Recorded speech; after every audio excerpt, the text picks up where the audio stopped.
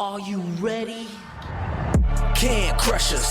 It don't really get no better than this the podcast that you're looking for if you're really heavy into wrestling. Hosted by the Mark. Energy that's so amazing. Gotta keep it entertaining. Rep the Can Crusher Nation. Yeah, you know what's going down in the ring. Lights out when you hit a ding ding. Knock them out like boom bada bing. Hold it down, you can crown me the king. Got a shout out to the Miz and Duke the Dumpster. We choke slamming everybody. Power driving, hit them with a face buster.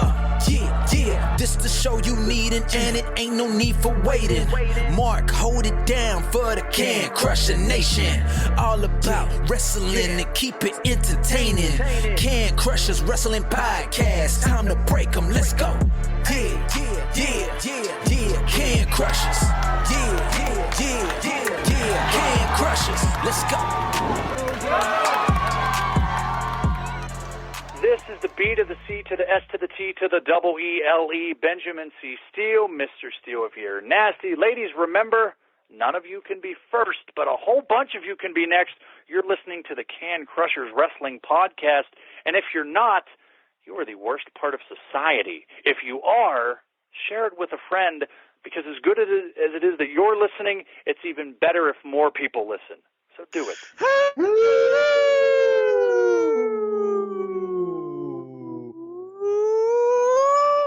I was very skeptical. I do have a beer. I was very skeptical about that. Why wouldn't I have a beer? I don't know. It's a Christmas ale in a Great Lakes glass, so I've gone all in on Great Lakes right now. Christmas ale.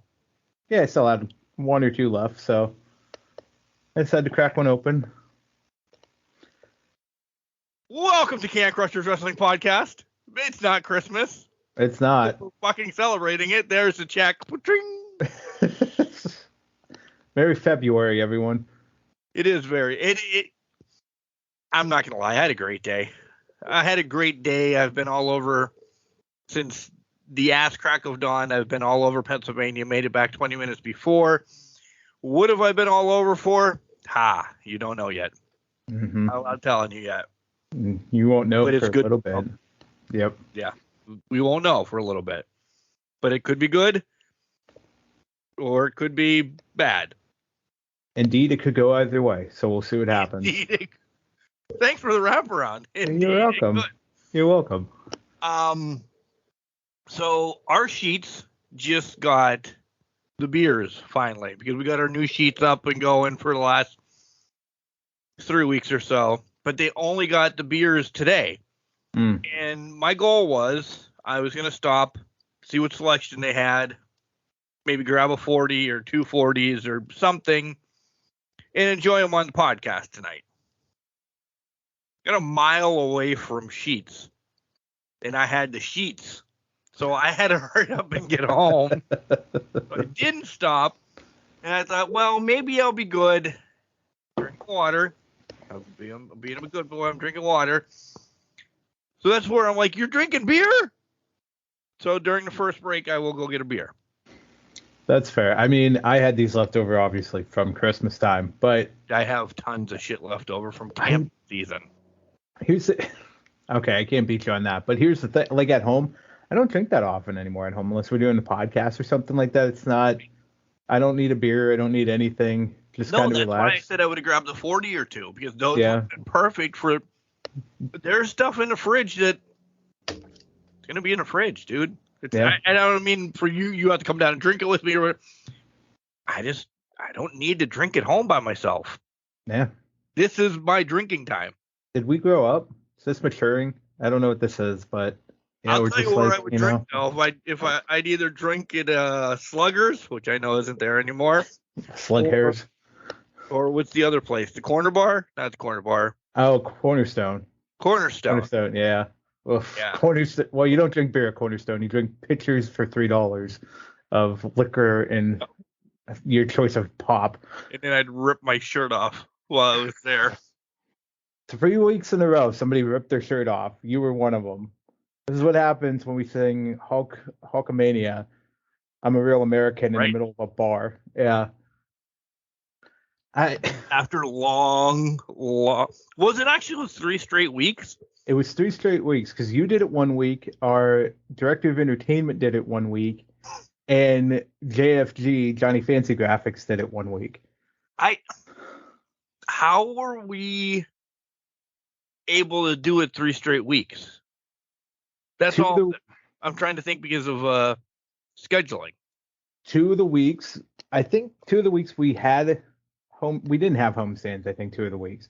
One of the weeks we did, but we could get out. You guys got out before, obviously, session operation guys did. Clearly. But by the time we got up there, it was about 11:30, so it wasn't too late so that we could get up there and do that. But that's true. Yeah. We had several hours to plow down stuff.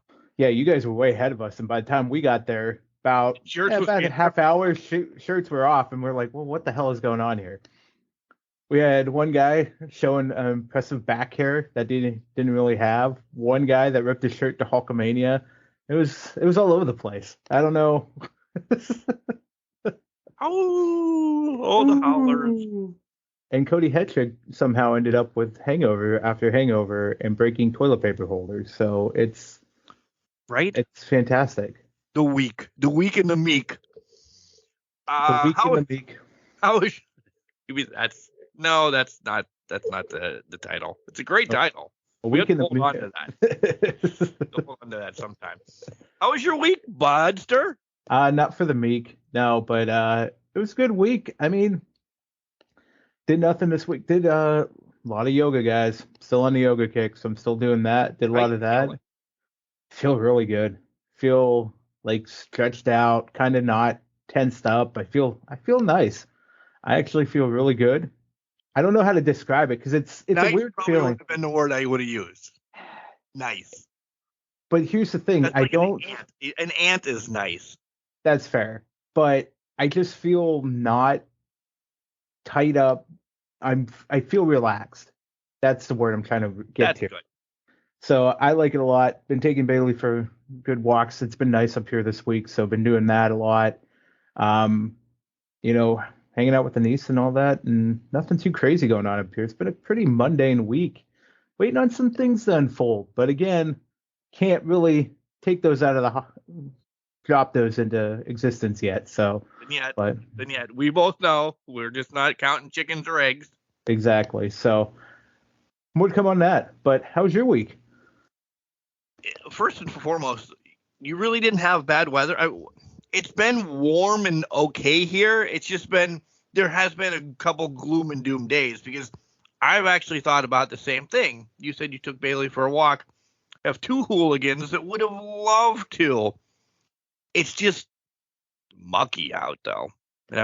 So here's where the first half of the week, it was beautiful. It was kind of beautiful weather. It wasn't too bad. I think Monday was cold, but like Tuesday, Wednesday, great, gorgeous. Able to take her for a walk. One of the days I took her on lunch because I was working from home. Yesterday, it was complete monsoon in the morning up here.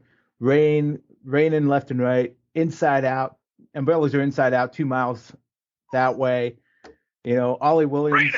It's raining sideways.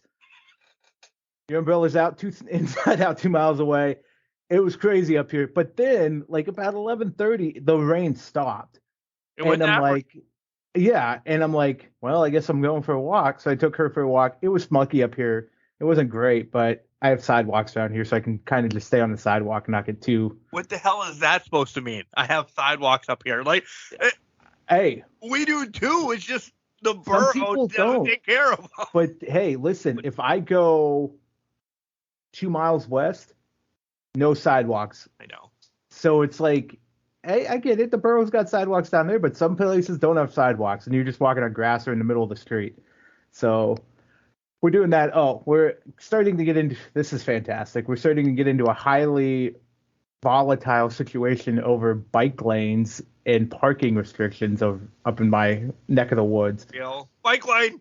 Bike lane. Well, they want to take out the parking spaces that they put in and replace them with bike lanes. No. It doesn't make any sense. They're trying to connect the Bayfront all the way up to about what we call 38th Street around here. And I'm like, you have to go over, here's a good one. Halfway through, you have to go over 2 sets of train tracks. I remember those. Yeah. So I don't know how that's supposed to work with bike lanes, but whatever. So yeah, that's been the hot debate up here in these neck of the woods for a bit. I'm all for people's fitness, but at the same time, we have to kind of think about the road's not big enough as it is. Bike on the road. Bike on the road. You'll be fine. Put a turn signal on. Use the hand signals. Do not be taking away parking. That's stupid. Absolutely stupid.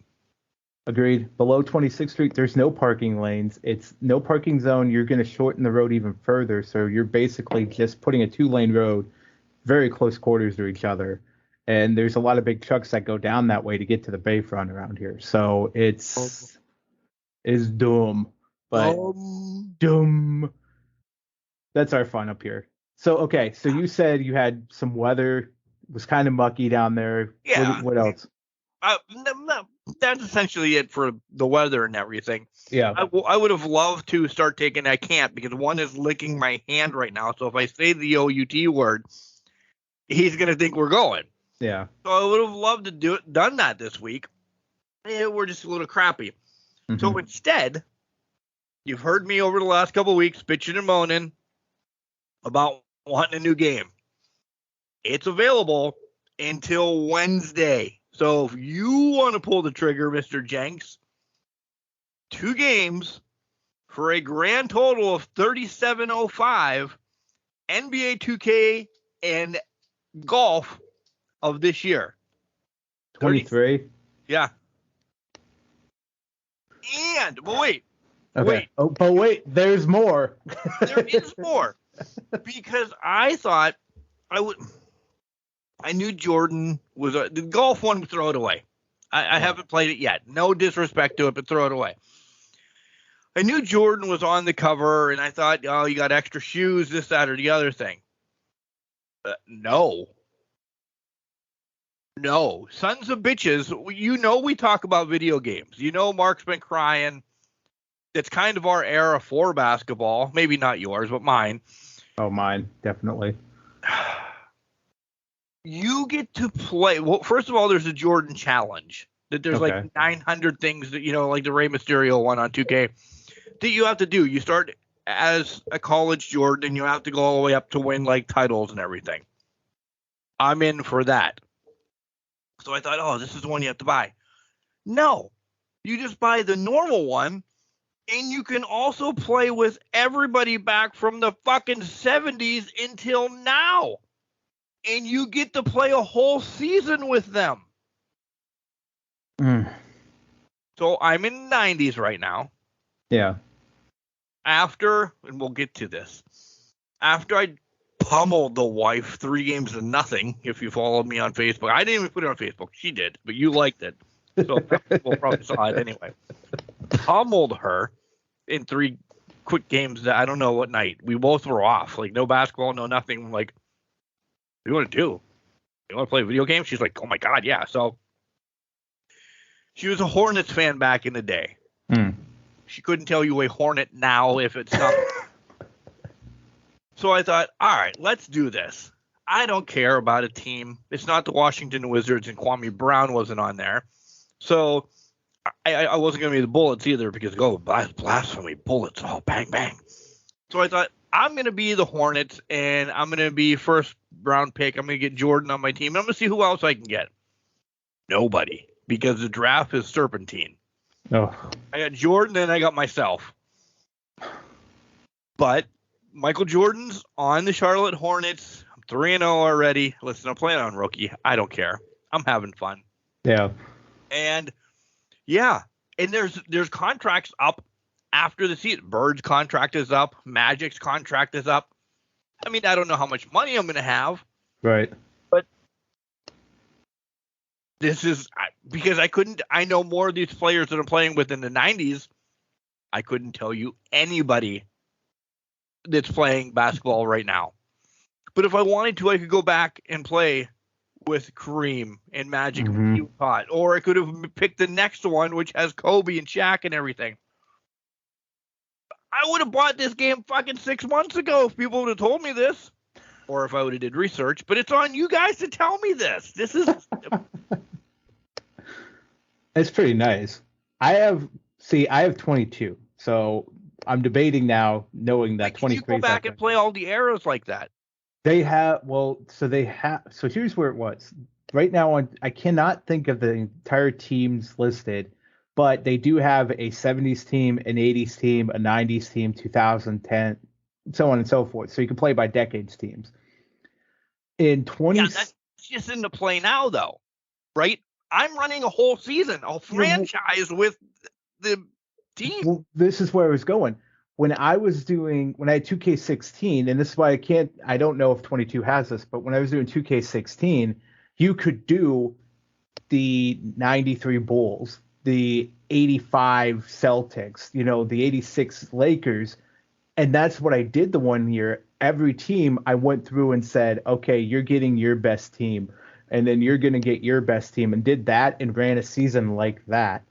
And that's how I did it. That's how I did it, was just I replaced everybody with what their best team was. If they had multiple great teams, I sat there and looked at it like heads or tails, which one, because the Bulls had like 4 teams. They all had Jordan. It was which one are you going to take that makes the most, you know what I mean? So right.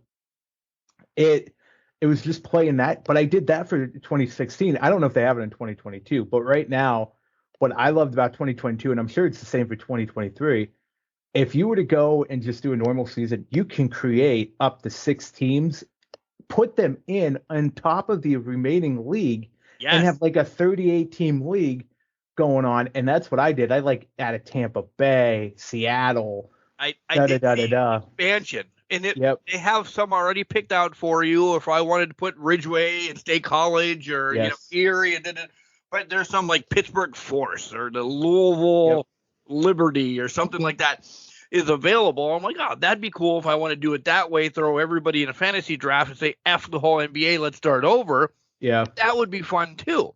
Yep. But yeah, once I saw that I could wrangle Jordan and play with him on any team I wanted to for a whole season, I'm like, I got to do this first. Let's do it. Oh, they do have, I just looked at the teams. Yeah, they do have historical teams too, and 22. So I can run the table in that gauntlet. I'd be interested though in the Jordan showcase mode, like those Jordan scenarios. I think that would be a pretty cool add-on, because I can't think of. And that's actually what I wanted to do first until I was just like goofing around waiting for it completely to load. Yeah. Do you know how that happens? Oh, yeah. So. Yeah, I'd be interested in that. Like, they have tons of different things. Like, you can play as WNBA, and guys, I don't know WNBA that well, but I'd be interested in doing it. But, like, different league settings and all of that stuff, too. So I'm interested in that and seeing where that play comes in. I'm kind of intrigued, though, by the showcase mode, because they did not have a showcase mode in 22. Yeah. And I watched some of the showcase mode, because this game's 6-7 months old now. Right. And just some of the cool stuff that you have to do with Jordan. The shot. Yeah. Over Elo? Is it Elo or Price? Price. Both, I think, essentially. It might be both. I was going to say pick your year for the shot, because he did it over so many people. Yeah. It's on there, because I didn't watch him and know what you have to do, but I mean, I'm just fast forward and I'm like, the 6 games there. Yeah. Winning 3 in a row twice is there. Yeah. So that sold me. And then when I got playable, but essentially, again, I don't remember what day it was. It was actually really cool to sit and play video games with my wife. First game, buried her. It's like 120-30. I don't know what the fuck I'm doing. I know. And then, like, the last game I picked, we did play like normal people, and she's like, I'm going to pick a good team. I'm like, all right, I'm going to pick the Pistons. I couldn't tell you one person on the Pistons. Like this year's Pistons. I have no idea who's on the Pistons this year. Because I started playing, like, I played with Jordan. And then, I played Nobody Can Be Jordan, because we both would cry. Yeah. I said, she picked Larry Johnson and the Hornets. The Hornets. I picked the Celtics and Larry Bird. So I'm just 3. So I'm like, all right, I'll throw it inside McHale. McHale and Parrish ripped it up. I'm like, oh my God. Then I remember who I was. And then, like I said, I was the Pistons. And I played around to play to know what was going on. And she kept up most of the game until the fourth quarter. And I'm like, all right, time to play again. Yep. But she wants to play by herself and get better. And maybe this weekend again we'll tackle this. But I do want to get into golf, though. 2 games for, let's round, for $38, $37.05 or whatever the hell I said it was. Yeah. And I did look at some of it. You can start off in Q school, make your way up to the PGA. That's essentially what we said we wanted to do. Yeah. All of the real courses aren't there, but the sponsorships are, and the cool stuff like that. So I had to pull the trigger. I was getting too moody and antsy. So, but again, I haven't played golf yet. That's fair. I went back this week. I played basketball earlier in the week, but I started playing Minecraft and City Skylines because I just wanted to sit down and kind of just build shit. So that's kind of what I've been doing. Also, beginning, was it Tuesday? It was like Monday night, Tuesday. Kimberly sends me 8-ball. You can play on your iPhone with people. You can start games in that. Yeah. And she sent me that. So then we've been going back and forth on that, playing that on the phone and all that. So that's kind of been our way of playing video games with each other right now. It's just playing 8-ball. Hate to say it, but I'm going about 500 right now. Not great. Oh. Both of us are, not fun. I've had some stupid mistakes. Dumb mistakes. Dumb. We play the whole, I'm a dad's dad. Me and Ethan are playing beer pong. They clearly don't call it beer pong on Apple, but yeah, you can get on there and you play beer pong. I think him and his mother are playing something else. It's not beer pong, like his dad. But I'm like, yeah, this is beer pong, dude. Let me show you how to really play it. Let's play flip cup too. What is flip cup? We have to drink so much first, and then you flip the cup. It sounds stupid. When you're really drunk, it's great. You know how you do the water? It's essentially, we started the water bottle thing. Yeah. We didn't start it. But it's essentially the water bottle flip that kids do nowadays. We just drank what was inside of it. Yeah. Drank it, flipped it, go down the line. That's all it is. Yep. Oh my God. Have you seen this is I have to go down this path. Have you seen the new jungle juice type thing kids are doing these days? No. Is it like purple drank? It's literally they're taking a gallon of water, drinking some of it, then they sit there, they pour vodka in, then they put like a Celsius in it, add in a little more flavoring, and it's like bug juice type deal. But it has electrolytes. It's fully water. They shake it around. They walk around with this gallon jug cap on, and they just take swigs out of it. That is literally all it is. And I'm like, well, it's mostly water, so you're not going to get fucking destroyed the next morning, kind of. You're getting electrolytes a little bit based on what you put in it. They are putting a bottle of vodka in it? They're not putting a bottle of vodka in it, so they're drinking some of the gallon of water. They still have majority water, adding vodka to it, then putting in a Celsius on top of that, and then adding in like an electrolyte type powdered drink. And that's where they walk around. It sounds pretty good to me. No, it sounds good. I mean, you're just not going to... You're not going to get wasted. You're not going to wake up hungover like a fucking dweeb or anything like that. I do. Like I do too. You're not going to wake up hungover. And I'm like, well, that's kind of smart. I mean, it makes sense. Nice little drink. Stay hydrated. Should we try that for... I'm kind of tempted to try that at some point. Well, next week we have... What do we got next week? We have Elimination Chamber predictions. We do. And a show, essentially. Yeah, we do. So it's a gallon of water. We'll pour some out for our homies. Pour some out for your homies. Add vodka. add Celsius or some sort of drink like that. And then as long as it's got electrolytes in it, you're kind of golden. So it can be any color. It can be any color. Gatorade, then. Could be Gatorade. Yeah, it could be Gatorade. So water, I don't know, whatever kind of vodka you want to get. Yeah, I mean, I have Tito's in the freezer, so I'm just going to use that if we do it. Well, I plan on it. I don't have any vodka here, so I have vodka. That's fair. So a gallon of water, a flavored vodka, right? Yeah. Or Tito's. Get a Celsius. A Gatorade. Or Gatorade, yeah. Celsius or Gatorade, and pour it in there. Shake it up. You got a drink. That's what I'm drinking next week. All right. Because you get the color at least to mind fuck you if you pick a Gatorade. Yeah. And if you add a Celsius, it turns red, looks like a fruit punch, looks like mixed berry, looks like that. Right. So it's not going to be, Pick your favorite drink, dump it in there. I'm saying I don't have to buy electrolytes then. No, you don't have to. No. I totally agree with you. It's going to look whatever color you dump into it. So if you dump an orange one in there, it's going to look like kind of a paler orange probably because of all the fucking water. But, yeah. Look at that. We're drinking gallon water and vodka next week, guys. It'll be fantastic. Bug juice.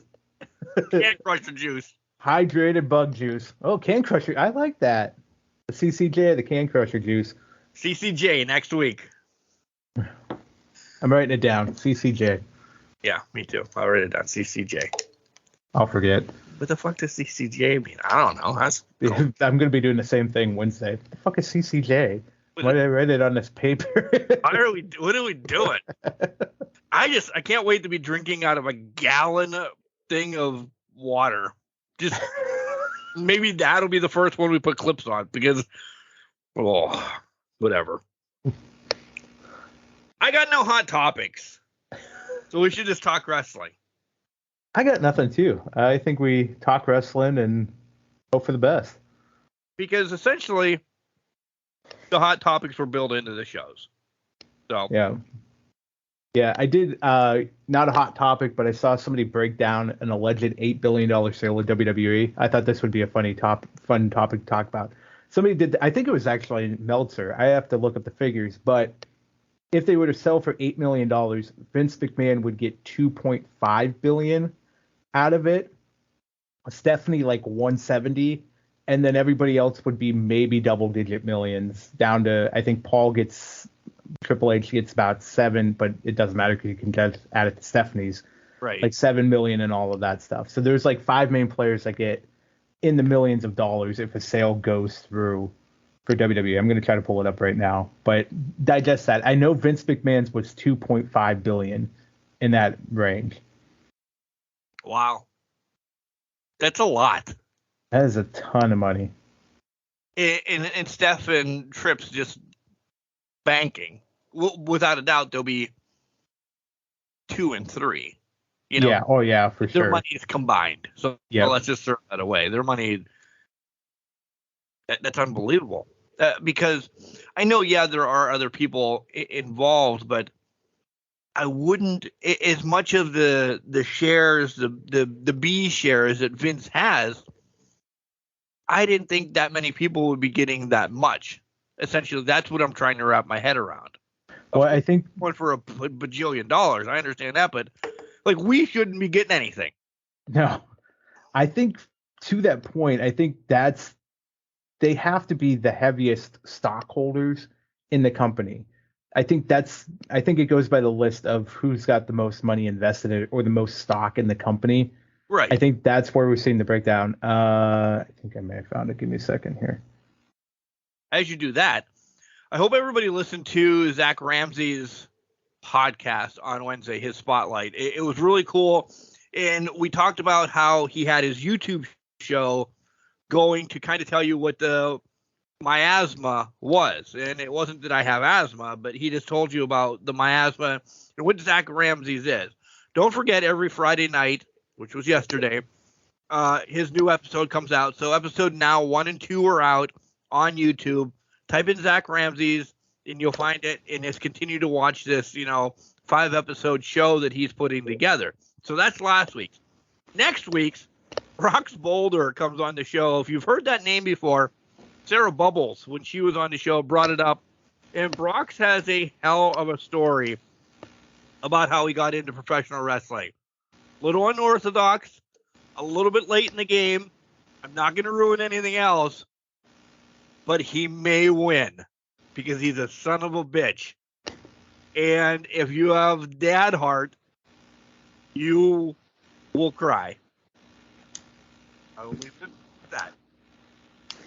I don't know if I want to cry, but man, that's not full-fledged cry, but no, I know what you mean. Tear up, and you're like, oh, this son of a gun. I get it. That's very intriguing. I'm gonna have to listen. I'm definitely gonna listen, but I'm very intrigued by that. Yeah. I've already cried enough this past month from freaking TV shows and shit. Let's just add on to that. So we'll go from there. Found the list, so whenever you're ready for it. Well, one more thing then. Do it. Go for it. I'm an asshole. Do it. Tuesday's this Valentine's Day thing. Are you doing anything? Yeah. Well, we haven't done anything in 18 years, so we're not starting now. But go ahead. It was either going to be this weekend or it was going to be Valentine's Day. She asked for Valentine's Day, but we're going to a brewery, Riverside up by here. So I'm like, okay, fine. So you win. I'm good. I'll come. So what's going to happen is I'm going down after work Tuesday, staying the night, but I have to come back about 6 a.m., 7 a.m. so I can get back to work up here. So that would have been one of the days that it was from home, you dork. It is from home, but I'm just coming back to my home so I can get up here and that. Because I have better internet up here. Bailey, too, I understand. Well, Bailey's spending the night at her aunt's house, so she'll be hanging out with her cousin, her fur cousin. So I'll be home alone Wednesday when I get back, but it'll be all right. So it'll be fun. Worth it. It'll be definitely worth it. It'll be worth. Oh, I guess I should say this. I know the girlfriend does not listen to this, so I'll break this to Can Crusher Nation. I attended a flower bouquet making session last night for her. It was free through work. I'm like, you know what? I'm gonna make some flowers. I'll make a bouquet. It'll be kind of sweet. Hopefully she likes it. She probably won't. But are they dead yet? No, they're still alive somehow. But I was trying to give them some sunlight, whatever gray sky sun I could give them today. But it's a nice bouquet. I had my picture taken. The florist put it on his Facebook. We had a group of us. He took a picture of all of us, put it on his Facebook. But they turned out pretty decently. I mean, I'm not going to say I'm an expert, and I'm definitely not going into floral arrangements anytime soon, but I thought it'd be cute this time and see if she liked it. Could it be something we add to our table at maybe like WrestleCade to promote or do something as well? Hey, if you want me to sit there and make flower arrangements, I'll definitely do it. We could sell it, Can Crusher arrangement, $10 a pop, the CCA. While we're sitting there with our CCJs, right, we'll produce some CCAs for everybody. All right, break it down. Break it down. By the way, good. I'm glad you're doing something. I have a basketball game, and I think the wife's coming because her goddaughter is cheering at the basketball game. So that's our Valentine's Day. That's fair. I feel like we're going to get to that point where it's probably going to be when we start living together. It's going to be, we're not doing anything. Get the fucking card. Stupid holiday. I laughed because 2 weeks ago we were going to stay in, make a dinner ourselves and just enjoy it. And then all of a sudden, like 3 days later, she's like, hey, do you want to go out to eat? What are some Italian restaurants in Erie? I'm like, whoa, those are going to get expensive.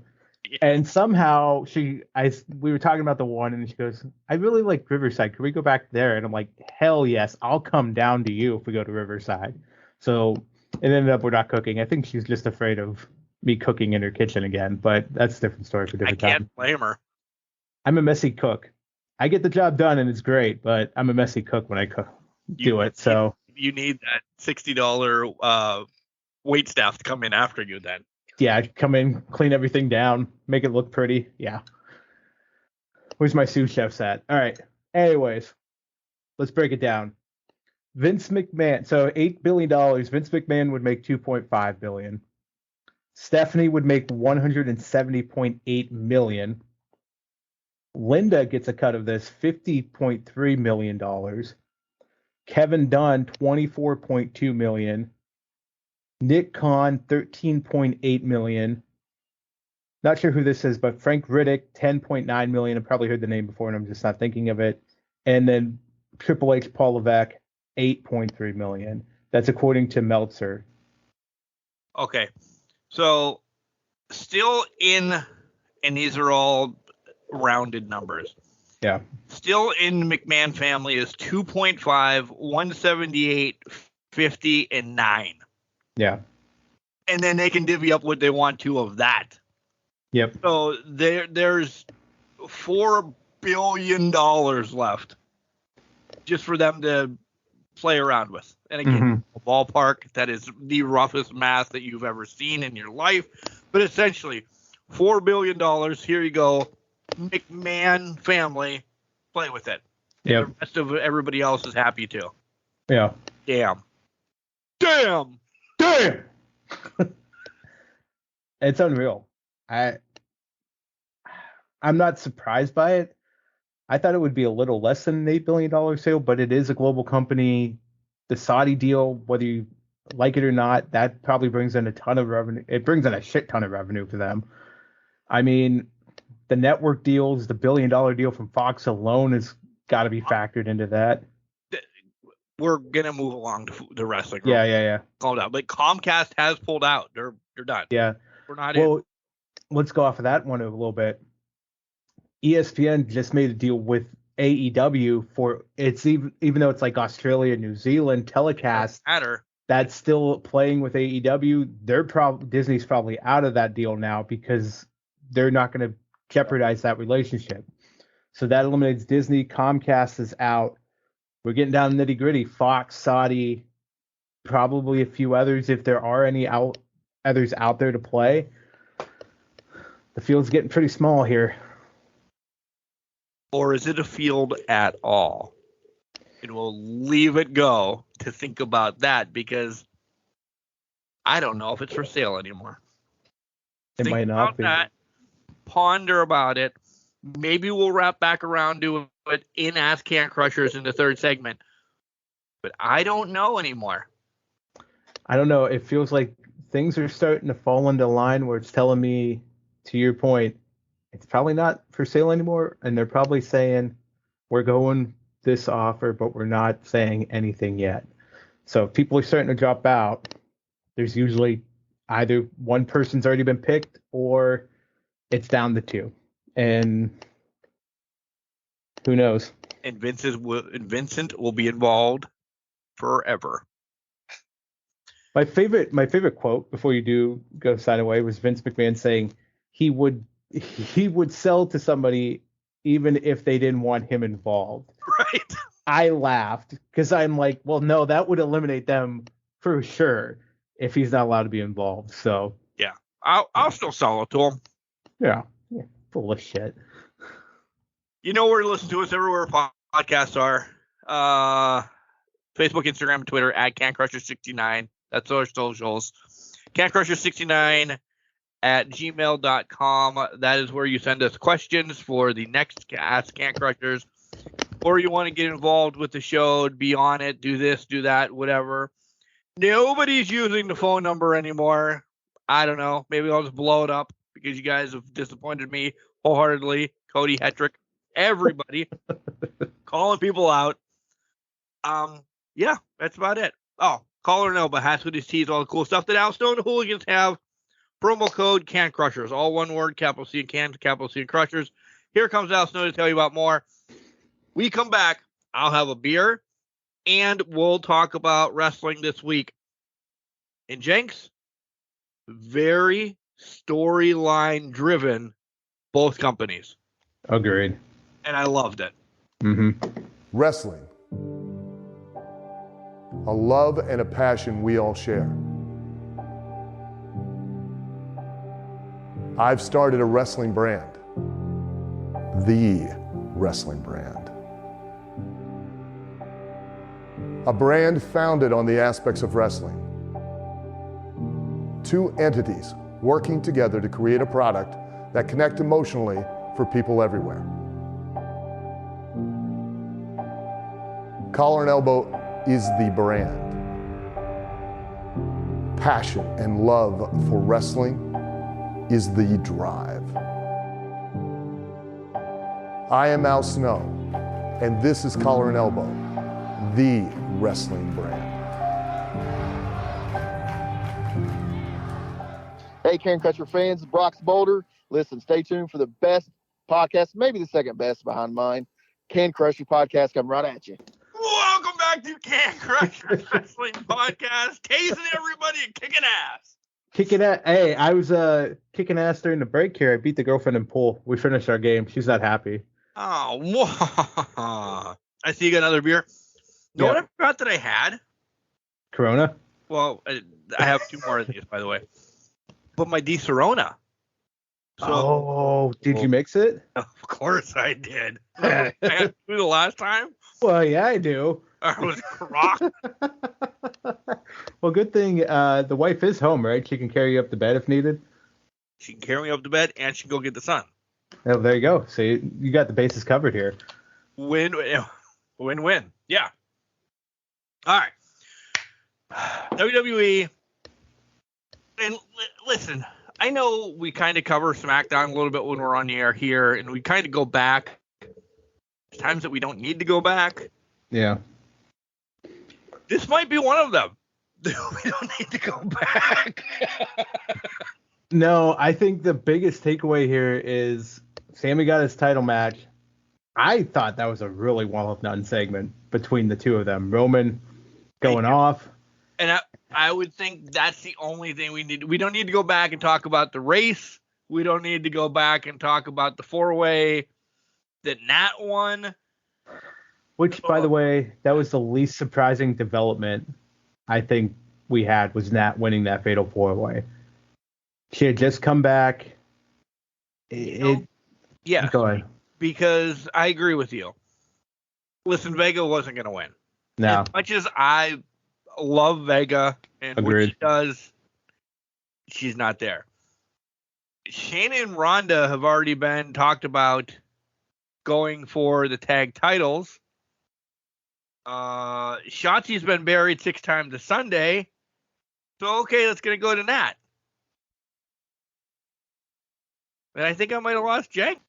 Okay, I guess he's back. What the hell did you do?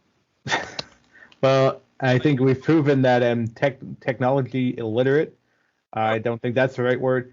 I didn't plug the power cord in far enough, so the freaking thing just kicked off and said, "Oh, your battery's low. Bye." So, okay. So it went away for a hot second. Had to catch my breath. You know, this engaging conversation just knocked me off here. Well, we were bitching about how Nat just came back and win. Like, Shotzi has not done anything. No. Shayna's going to be dubbed into a tag team with Ronda. We love Vega, but listen, cool. Nat. That's your choice. That did it for me. Why not? Let me be a dick. Do it. Why not pull somebody else over that was on the Raw one and let 2 people from there go? When we get to the Raw one, I'm extremely happy who went because of everything in her last year. If she gets destroyed, let's just throw it out there. Mella's going. Right. If she gets destroyed, I don't care. They're giving her a welcome back. You've had a horrible year, personal life, this, that, and the other thing. Why not let Doudrop or Piper Niven take over Nat's spot and let her go because she's hot off of the Rumble? I completely agree. I don't know why Nat was not hot off the Rumble. Nobody got excited about the name value of her anymore. No, because it's unfortunate, but Nat has proven not to be someone that people want to attach themselves to. They don't. It's just not. It doesn't work anymore for Nat. People want to see Doudrop, Piper Niven now succeed because of that horrible gimmick name that she had for a long time. She's a talented wrestler. Everybody knew that from the Indies and from when she came over from overseas, that would have been the perfect candidate for the Elimination Chamber. There's your bull that you have running around outside of Raquel. There's your bull that you could have running around that cell chamber causing chaos. And you make it like, oh my God, is Raquel going to be able to do this? Yeah. We'll do main predictions next week. Listen, everybody knows how much I love Carmella. Listen, she's in there to get a massive move done to her from Raquel. Mm-hmm. She'll probably be, I would say, final 2. Maybe. I'll give her the benefit of the doubt. She just came back, final 2. That's your thing, but this is Raquel's match to lose. It really is. Oh, and don't plan on it. No, don't plan on it. But man, I don't want to go on a tangent, but I need to see her be more vicious and dominant. I need to see the dominant Raquel back. So even throwing Shane in there, maybe you would have got it. I agree. We'll talk about all that next week. You're right, though. The whole bloodline, Sammy, Roman thing, this was worth the 2 hours. That it was. So much to say next week. Yep. I know this is going to be like, oh, these assholes are going to tease all week. You have to. I think that Elimination Chamber is going to be very noteworthy this year because of. I'm not going to give you any more. I can't. I think if we go generalistic, your main event, Roman Sammy, off charts, that'll be notable. The both chamber matches, talented individuals in them, that's going to be off the wall. And I think that you can say that in general terms. Those are 3 reasons to watch Elimination Chamber. Nostalgia, if you want Edge and Beth. Yeah. Exactly. That does nothing for me. Nothing for me. I would rather see Beth versus Rhea. Right, because we haven't had that yet. Exactly. I would want that to be the one-on-one. Maybe that's a Mania match. I don't know. But that would have been... Well, that can't be a Mania match because Rhea's facing Charlotte. Right. So that, to me, would have been the better selling ticket. However, things that transpired on Raw, rumors I'm hearing, you've probably heard them too, where are you going to get that nostalgia feel? This is going to be a very nostalgic pay-per-view on top of the 2 chamber matches in the Sammy versus Roman. Well, let's spin it. We're done with SmackDown. Yeah.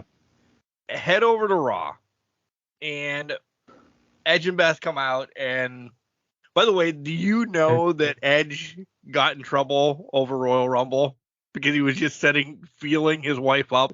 Yeah, and then he kept playing, and then he was playing grab ass on Raw too. Yeah. Legit he's been getting in trouble because he's like a prepubescent teen. That's probably not the right way to say it, but everybody understands where I'm going. Like, he just realizes that, I have a hot wife, so I'm going to just finger fuck her and grab her ass and do all this stuff. That man appreciates what he has. That's all it is. Good for you, Edge. Good for you.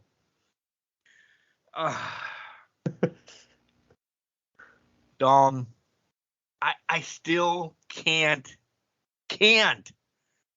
with Dom yet. It took me a while for the Acclaimed. I'm still not on Dom. I now love just laughing at Dom. He's not believable whatsoever for me, but it's fucking hilarious, and I can't stop watching because of that. And maybe that's his shtick now. If that's it then. If you maybe that putting it in my head, if that's his shtick, then I can ride that pine or I can ride that fandom. But if they're trying to make him serious, no, like Breaking Bad or like Walter White dead, it's not gonna happen. But okay, might be the only Breaking Bad reference ever on this because I've never watched it. I only heard like a little bit about Breaking Bad today. When you're all over the fucking United States. No, I've heard about Breaking Bad before, but I'm just saying like Walter White's doing something or he's coming out of retirement, or what? I don't know. It's a Super Bowl ad. Oh, okay. They're doing a Super Bowl ad. I haven't watched Breaking Bad either, so let the fans know that. But I've heard great things. My one friend that I go trivia with all the time, he talks it up. We're going off tangent. Not Moochie, though, right? Not Moochie. Oh, God, no. Moochie can't sit down for anything serious. Except for This Is Us. But that's because he was forced to. But that's a different story for a different time. Okay. But I don't think this is serious. To me, this is like Prison Mike from The Office type gimmick. I don't know how to take Judgment Day. Let's put it that way. Because it seems like half of them, Damien's trying to be serious, Finn's kind of not serious, and then Dom's full-on comedy act at this point. And to me, that doesn't match up for like a legend like Edge to fight with unless he just really wanted that match with Finn Balor. And to me, that's the only thing that he just kind of wants to get out of this is working with Dom and having the match with Finn Balor. And we're going to get one more thing, because I read that legit minutes before we started recording. We're getting a Hell in a Cell. Yeah. At one of the Mania nights. Well, yeah. And that same token, I'm like, that's awesome. I'd rather it be Becky and Bayley, though, in my mind. I think everybody would. But we're getting Finn and Edge. And it still should be a fucking good Hell in a Cell match, because the talent in that match alone will make it one. But, yeah. Oh. Dawkins and Priest. Priest is going to the chamber. I mean, it seemed pretty straightforward. I do not skip around, but I do like that one of them. I like that Ford made it to the chamber. Because there has been people on this show that do like the Street Profits. You're one of them. We need the break. Because I think it's happening. Yeah. It's a slow burn happening. And maybe the Elimination Chamber, I'm not saying that Ford isn't good or anything like that. Maybe this is his to do. This is his upcoming. This is his breakout. Not saying he's winning it, but he can put a showcase on and do a lot of shit. They're like, what is this guy? Oh, he was a tag team wrestler. That's right. Mm-hmm. And that's where I think if you saw, I think it was a digital exclusive. I don't think it was online or on Raw. They had Dawkins and Ford talking, and Ford had to hype up Dawkins, but you could just see in Dawkins' eyes, he's like, motherfucker. He had that look like, I don't like this. I think you're right though on that lines of Ford's gonna have a coming out party. Don't be surprised if he doesn't make it final 2-3 in this thing. That's going to really start this ball rolling, because they're going to start booking him more singles matches, and it's going to be like, oh, I'm being left high and dry. So I think we're seeing the beginning of the end of the Profits, and it's been long overdue, because we've been saying it for months. Even if you don't like the Profits, you recognize Ford's talent, and that Ford is bigger than this, and Dawkins too. Dawkins is coming into his own. Don't discredit Dawkins in the past couple months. He's been coming into his own as well. I'm not saying you are, but both members, they're definitely going to be they're going to be great singles competitors at some point in time when this is all said and done. One mid-card, one main event. Yep, agreed. And I'm not saying who's who, because normally when you say who's who, they flip-flop because somebody outshines the other, because something, and I hate to say this, an injury happens, and they're like, oh, we'll just put Dawkins in where Ford's supposed to be. And the fans go apeshit for him. Yep. And it hurt, and it just happens. Ali. Yeah. Oh, perfect example. Yeah. Bouncing all over, because we're gonna get on somebody else, but Chelsea wants a match. She doesn't want any pomp and circumstances. So she gets thrown into a match with Asuka. From the get, though, you knew something was going to happen, because Mella comes out and everybody else that has already been named for the chamber have come out. And Asuka's already was named for the chamber. So you knew Chelsea was just going to get, she's got to go to HR and talk to people. Yeah. She's not getting treated right. This was mental unstable. That's not even a word. Unstable working conditions for her. I've heard she's escalated to Triple H. There's things that are just falling. This is complete and utter BS. How can they treat Chelsea like this? I don't know what to say. I mean, lunacy. Lunacy. Firing back. Speaking of lunacy, Loomis beats Corbin, and we're done with this whole thing. Thank fucking God. And JBL is not booked for Raw anytime soon. Good. On both aspects. Bum ass Corbin. Bum ass Corbin. Bum ass Corbin. That's all I'm going to say about that. I'm glad it's done. It's over with. At this point, I'm taking Lone Wolf Corbin as well. Can we just get him back off the money gimmick and just something? Bum ass Corbin, Lone Wolf Corbin. Don't care. Just give me something else with Corbin. Nothing. Miz and Boogs are going to have a match again next week. The Hurt Business, they're not called that yet, but they're back together. They beat the Alphas. Two things we really want to talk about. Brock had a fucking blast because the number one thing, well, there's two things left. Yeah. One is a segment, the other is a match. Right.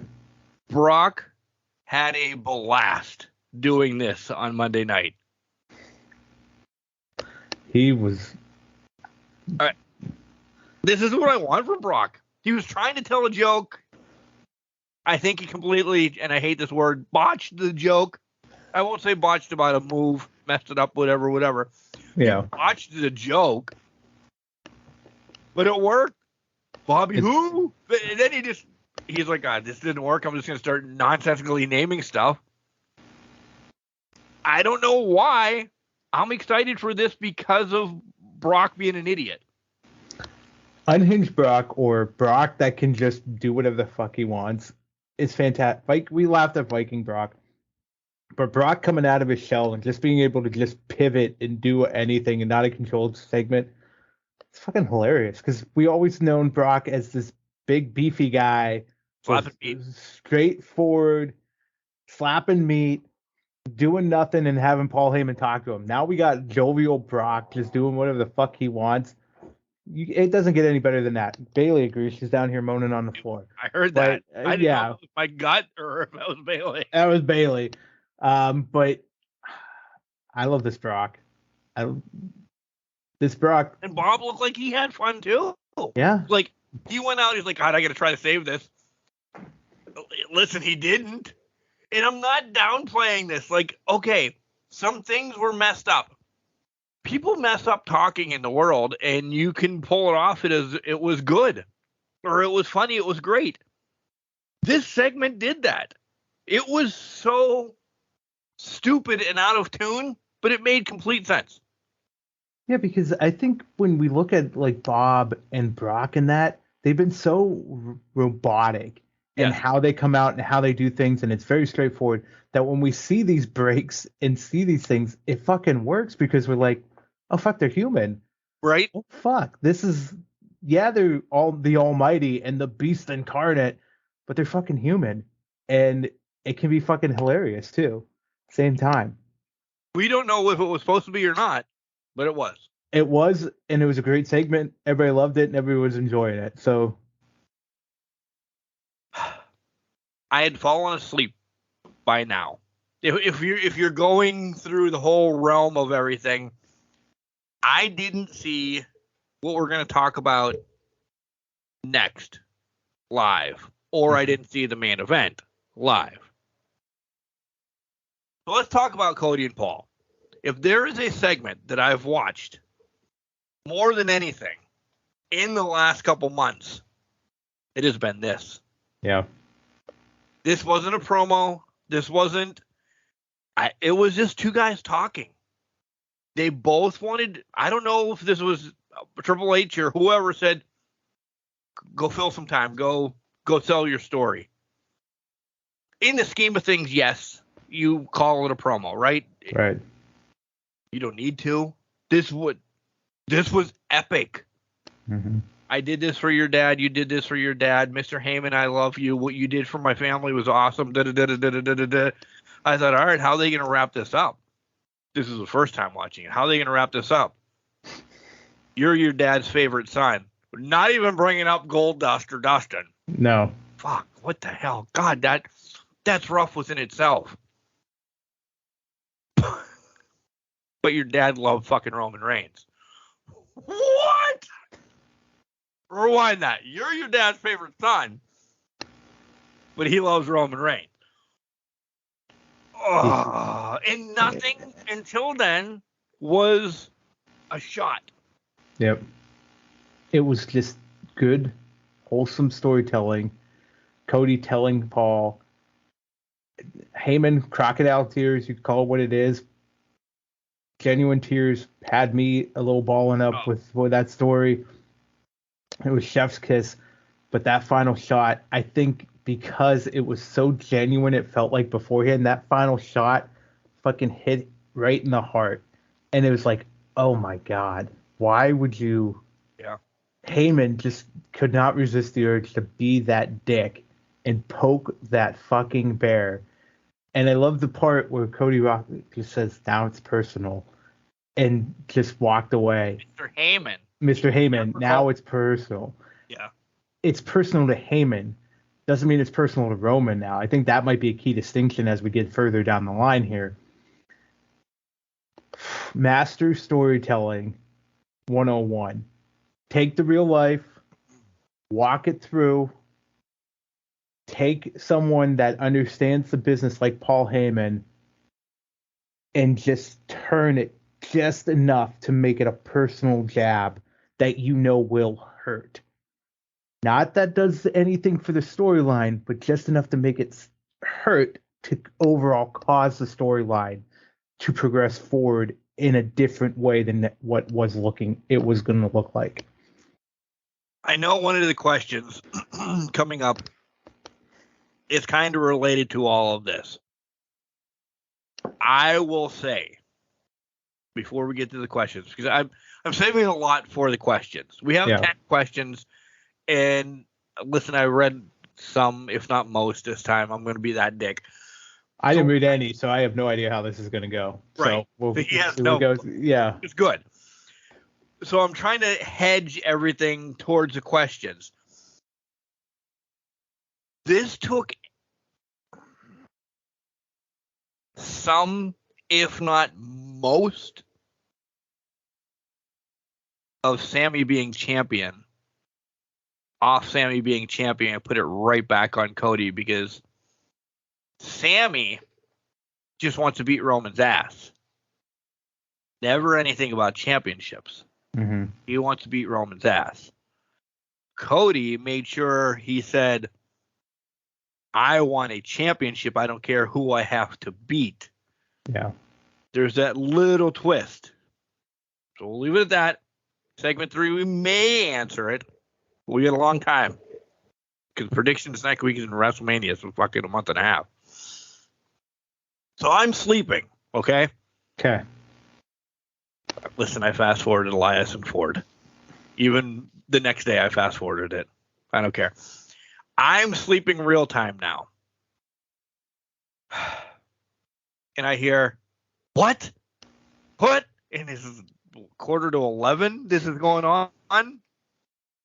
Kelly's been watching wrestling with me now. I start watching Raw, then I go to bed. It's on. She's getting hooked. We go to bed. It's on. No way! I'm now awake. What's going on? What? I don't have my glasses on. It's Lita. Wait, what? Where the fuck are my glasses? Kelly's marking out that her favorite wrestler, Lita, has returned. When Kelly is watching all of wrestling after Mark does fall asleep, and she's like, sorry. I'm like, I'm not mad. Yeah. Because she loves Becky Lynch.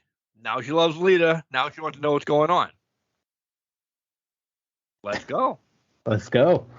That's a good way to wake up. This was good, though. This was really good. This was what? They're bringing Lita. So, Lita's back. Lita's back. it begs the question, and I think a lot of people are trending that way. I think Raw's in Canada next weekend or next week. Is this bringing another Hall of Famer into the mix for 6-woman tag at Montreal? Do we see Trish think about that come back and it's now Damage Control versus Becky, Trish, and Lita? That, my mind starts playing off. It's in Montreal. It's beautiful. It's in Canada. What a way to fucking bring that full circle if you bring the two legends on to face them. To me, it just, I need reinforcements. Lita was there for some reason. Right. Who else are you contacting? I feel like you contact her best friend. Yeah, because Raw this week, Damage Control could get the upper hand again because 3-on-2. They're like, screw it. We made a phone call. Saturday, we're going to have a partner. Yep. You three against us two and our partner. It's Trish.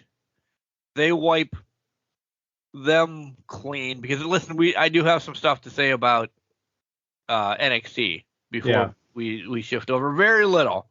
Just about a foot to the face and ding dong.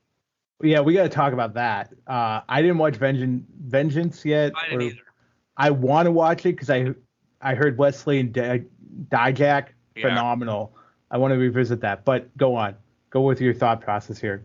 But yeah, I think we're at one moment I thought that we were going to have Bayley gone after this 6-person match. I didn't think it was going to be Trish. I thought maybe somebody Candice or Yim or somebody, they would just pull. I didn't think Trish. Trish makes the fucking perfect sense. Boom.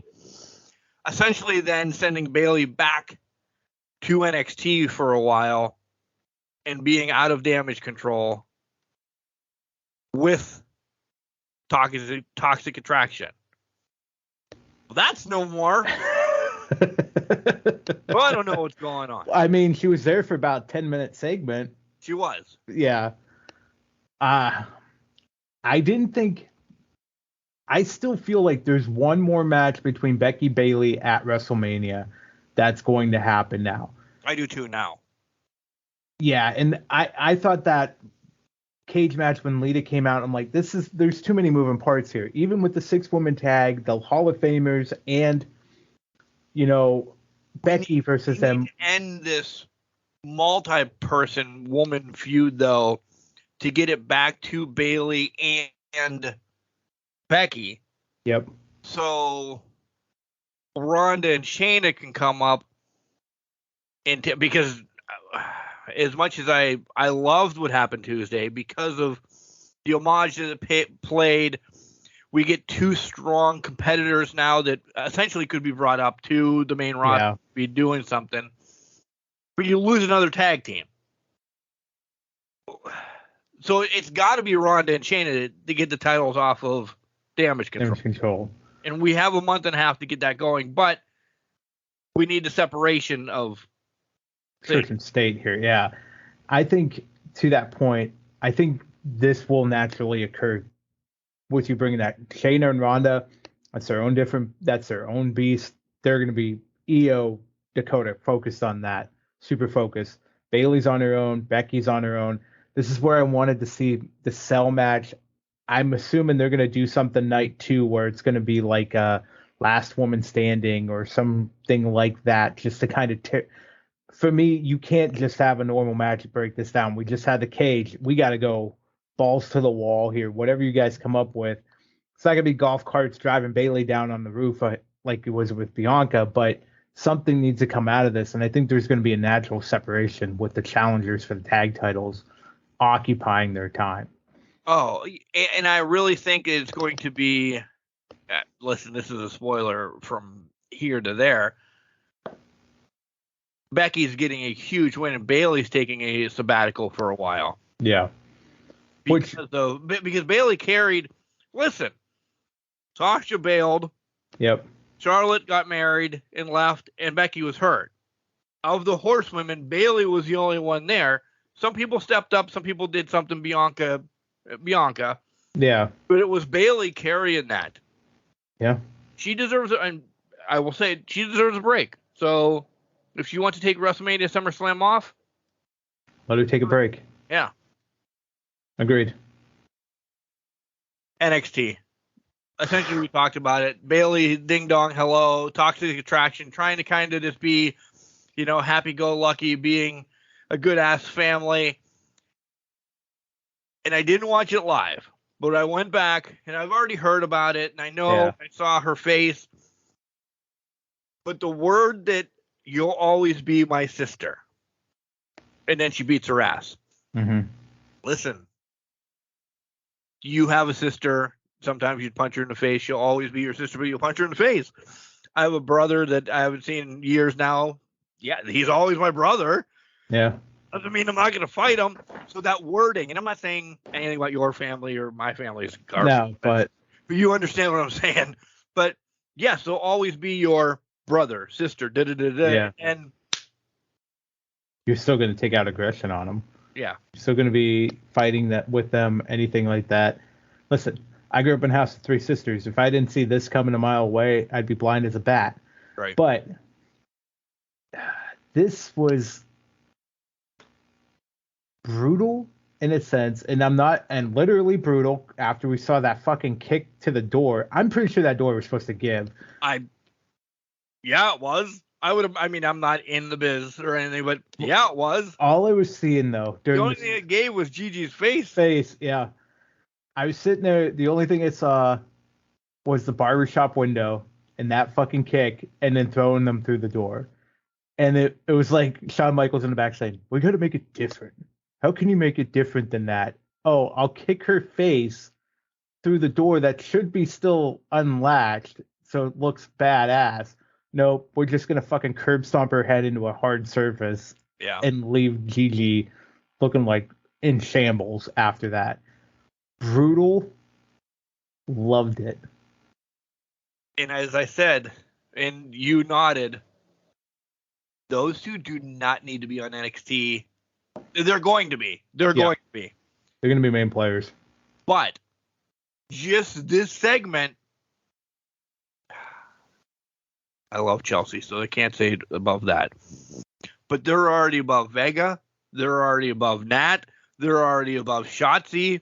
I love Carmella. She's going to get her up-ins and everything, maybe, hopefully. They're too hot to not drag their asses up to a main roster right now.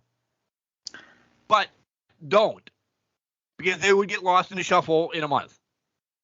Well, I agree, because I think the better opportunity for them is NXT. Stand and Deliver, their first match, second match. I don't think it's going to last to the next takeover, but I think it's going to be somewhere in the middle.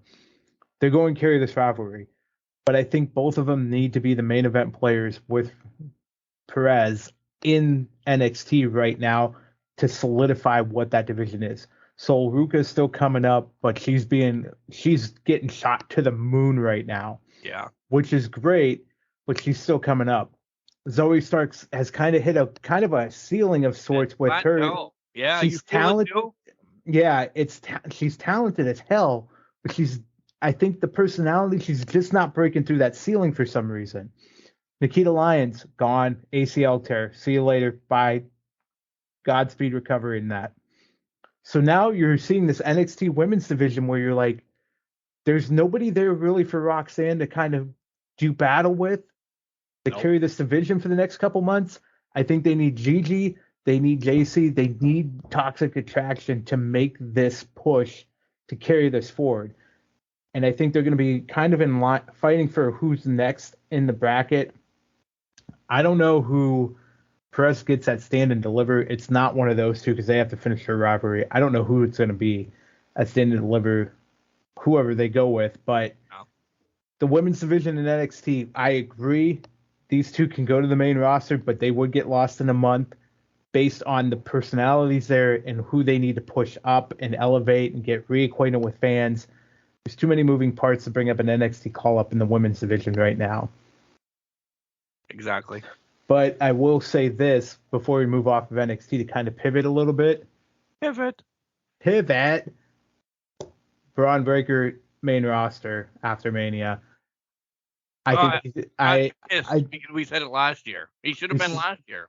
He should have been last year, but I'm saying it this year. They finally brought Carmelo Hayes into the picture for Braun Breaker. Stand and Deliver is going to be a reset of sorts, like it should be, and that's where we see Braun Breaker lose the title. I think I'll call it right now. Braun Breaker's losing that title to Carmelo Hayes at that time and coming to the main roster. Yeah, Carmelo Hayes better shut his mouth though, because Melo's money, not Melo.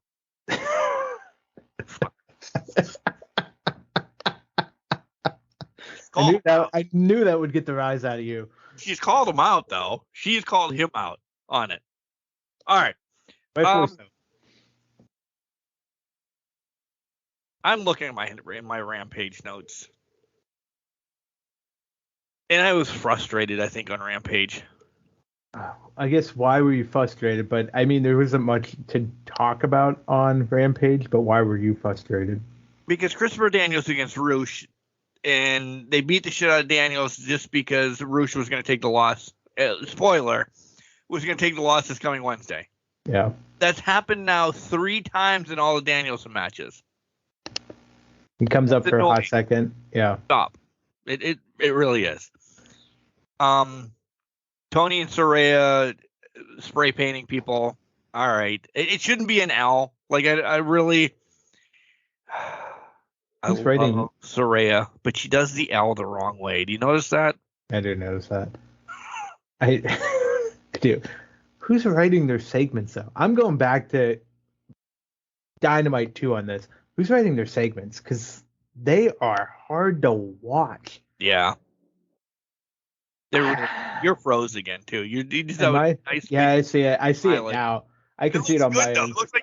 It's like you're posing for like gluten freeze or something. I don't. Yeah, glutenfreesingles.com. There's my profile pic, JK.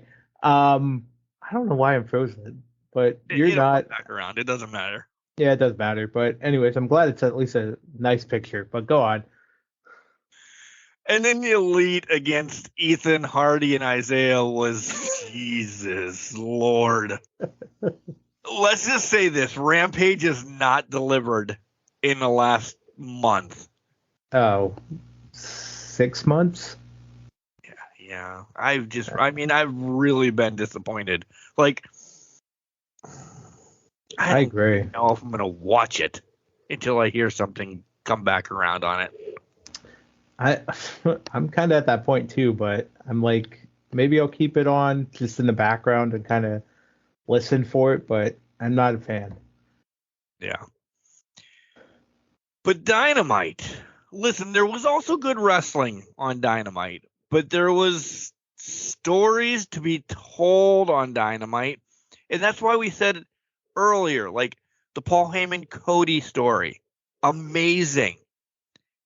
And there was 2 amazing stories told on this Dynamite episode. In a great wrestling match as well. And people being pissed off, which I think are even better, that we are pissed off about it. Yeah. Now, where are you starting at? I think we have to go logically through this because it only makes sense to go 1 to 30 instead of 1, 20, 35, 6, because I agree. It all makes sense. So MJF and Takeshita, listen, we've shit on this poor guy enough. Nobody thought he was going to win, but it was part of a story, this match, and that was it. It was part of the story, but at the same token, I can't wait till they finally pull the trigger and make him a main event player, because that's all I see. Get ready for hate if you want. I just see young Okada, young, great veterans in the ring, and this kid, and he's just doing a phenomenal job. Also, props to MJF for fucking pulling off I can do a high flying move, but I choose not to for you assholes. Right? Spot with that fucking clothesline off the top rope. love that next level here, but Takeshita, my God in heaven, I cannot wait till these two fight in a serious world title match at some point in the future. Is this whole couple months that he's been over here doing jobs, is this his AEW like young boy era? Hey, you're back. Is this is this the AEW like young boy era that we all know that you are the comeuppance and you're going to be this guy and that guy, but you got to make or stroke the ego of the couple guys that are here right now. And I'm not saying stroke MJF's ego, but you did. Right. But some of the other people, okay. And then he runs this business in, I don't know, 5 years. Yeah, I think it is. I think that's exactly what this is, because Takeshita is in a position right now to say, I'm just going to go through the motions, be the young boy, get whooped on, but show my immense talent, because in 5 years, it don't matter who the hell's in charge. I'm running this goddamn show. And props to Tony Khan realizing that, recognizing what he had in that, and saying, I need to secure this kid. Fucker for 30 years. I need to fucking lock him down and not let him go back to New Japan, or let him go. He probably wouldn't go WWE, but not let him go anywhere else but AEW. Yeah. Because now you just secured your future. You really have. I mean, he hasn't had a bad match. Let me put it this way. He hasn't. Him against Danielson, him against whomever, him against Bailey, him against me. Like, he hasn't had a bad match. Is he going to have to take on Fuego at some point or something like that to get a dominant win? Because, listen, even the win that he has had was a shaky win. I do want to see him against an enhancement person like Fuego to see some of his moves that we don't get to see because he's in such a tough competitive match. I don't give a shit. Call me. Let him do whatever he wants to me so we can get to see it. He's at the level now where I think of Ibushi or Omega fighting broomsticks and children. Yep. And or blow up dolls in Ibushi. I think it was Ibushi's case, or I think it was Omega too. Blow up dolls, and they still have a fucking phenomenal match. That's the level. Inanimate object and children. You can't get any higher in what your professional standing is. Okay, because you're carrying everything in that standard, and it's the proverbial. He could wrestle a broomstick and have a fucking 5-star match, like we've said for Bryan Danielson over the years. He could wrestle Mark and have a 5-star match. He can wrestle me and have a 5-star match. I'll be enthusiastic and get my ass whooped. I might not be able to run across the ring that well, but hey, whatever. It'll happen. I'll make it work. But it's just, that's the level of talent they have. They've recognized it, and now they can run forward with it, and they can put him in spots, let him lose to MJF now, because in 2 years later, he's going to defeat MJF at Full Gear, and it's going to burn the fucking building down because everybody's going to love it. Work that down, because if that happens in 2 years, I will never shut up about it. I know. But noted. 2025 Full Gear. But it's MJF. Yeah, against MJF. We'll throw and the building's going to get burned down. So building's going to get burned down. The roof's going to come off the building. CM Punk will riot at some point. Who knows? We'll see what happens. But it's fucking. I could swoon over this guy for the live long day. And he loves Cinnabon. Let's go that way out. You could fucking wrestle Cinnabon. And he just win it. But Takeshita, my God in heaven, he's the future. He gets his ass beat after the match. Yeah. Danielson comes out. Again, story. We'll re-engage back to this. The King of TV, Samoa Joe's ready for Wardlow. And there's things that we're going to glance over this week because, listen, it's not about Joe and Wardlow right now. Mm-mm. Doesn't need to be. Poor Bunny, by the way. Yeah, she's fucked up. And I mean it in the nice possible way that I can. Jamie took her head off. She might have orbital problems. She might have a concussion. She might. It was in that suplex, though. Yeah. If you saw that suplex, I don't know what the miscommunication or mistiming was there. Goddamn, speedy recovery to Bunny, because that just looked horrible. I know Jamie had to. If you notice, Jamie protected her on that haterade a lot. Just right. It was more of I'll close you and line you, but grab your head and gently put you down type thing. And it ended quickly. Like, yes. It would just boom. They recognized it and they said, done. We're done with this. Which led us backstage then, which, again, I don't think they were ready. And God damn it, because I love Tony, I love Saraya. This is like, hey, Leva Bates is back here. Make fun of her, paint her, do something, because we need like an extra minute. But even essentially what they gave us was just. But to that point, it just seems so fake. Like you can do these things. I know it's fake, guys, but like you can do these segments and it doesn't look half bad or like, oh, okay, it's kind of believable. This just looked like, oh, fuck, I'll just walk on the screen, you knock me over, and then spray paint my back, and then hopefully, you know, flip me over, spray paint my front. Flip me over, spray paint me, do whatever you got to do. I really hate this because I don't buy Tony and Saraya as credible at all. This is giving me Invasion vibes, where it's like WCW guys coming in and just faking being there and wanting to be there and that with the WWF guys. And like, I like the Invasion angle, guys. I did not hate that, but this just seems so fake and not. I couldn't believe it. You're right. It seemed like they threw it together for like a hot minute and said, "Do your best, just buy us some time so we can get to the next segment," type deal. Yeah. I want to save that next segment, and we're going to. So okay. I want to save the next segment in the main event for a next discussion because we'll get there.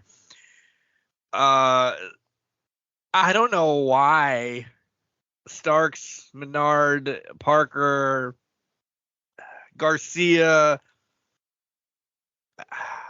I don't. I know we're trying to get to Jericho on this.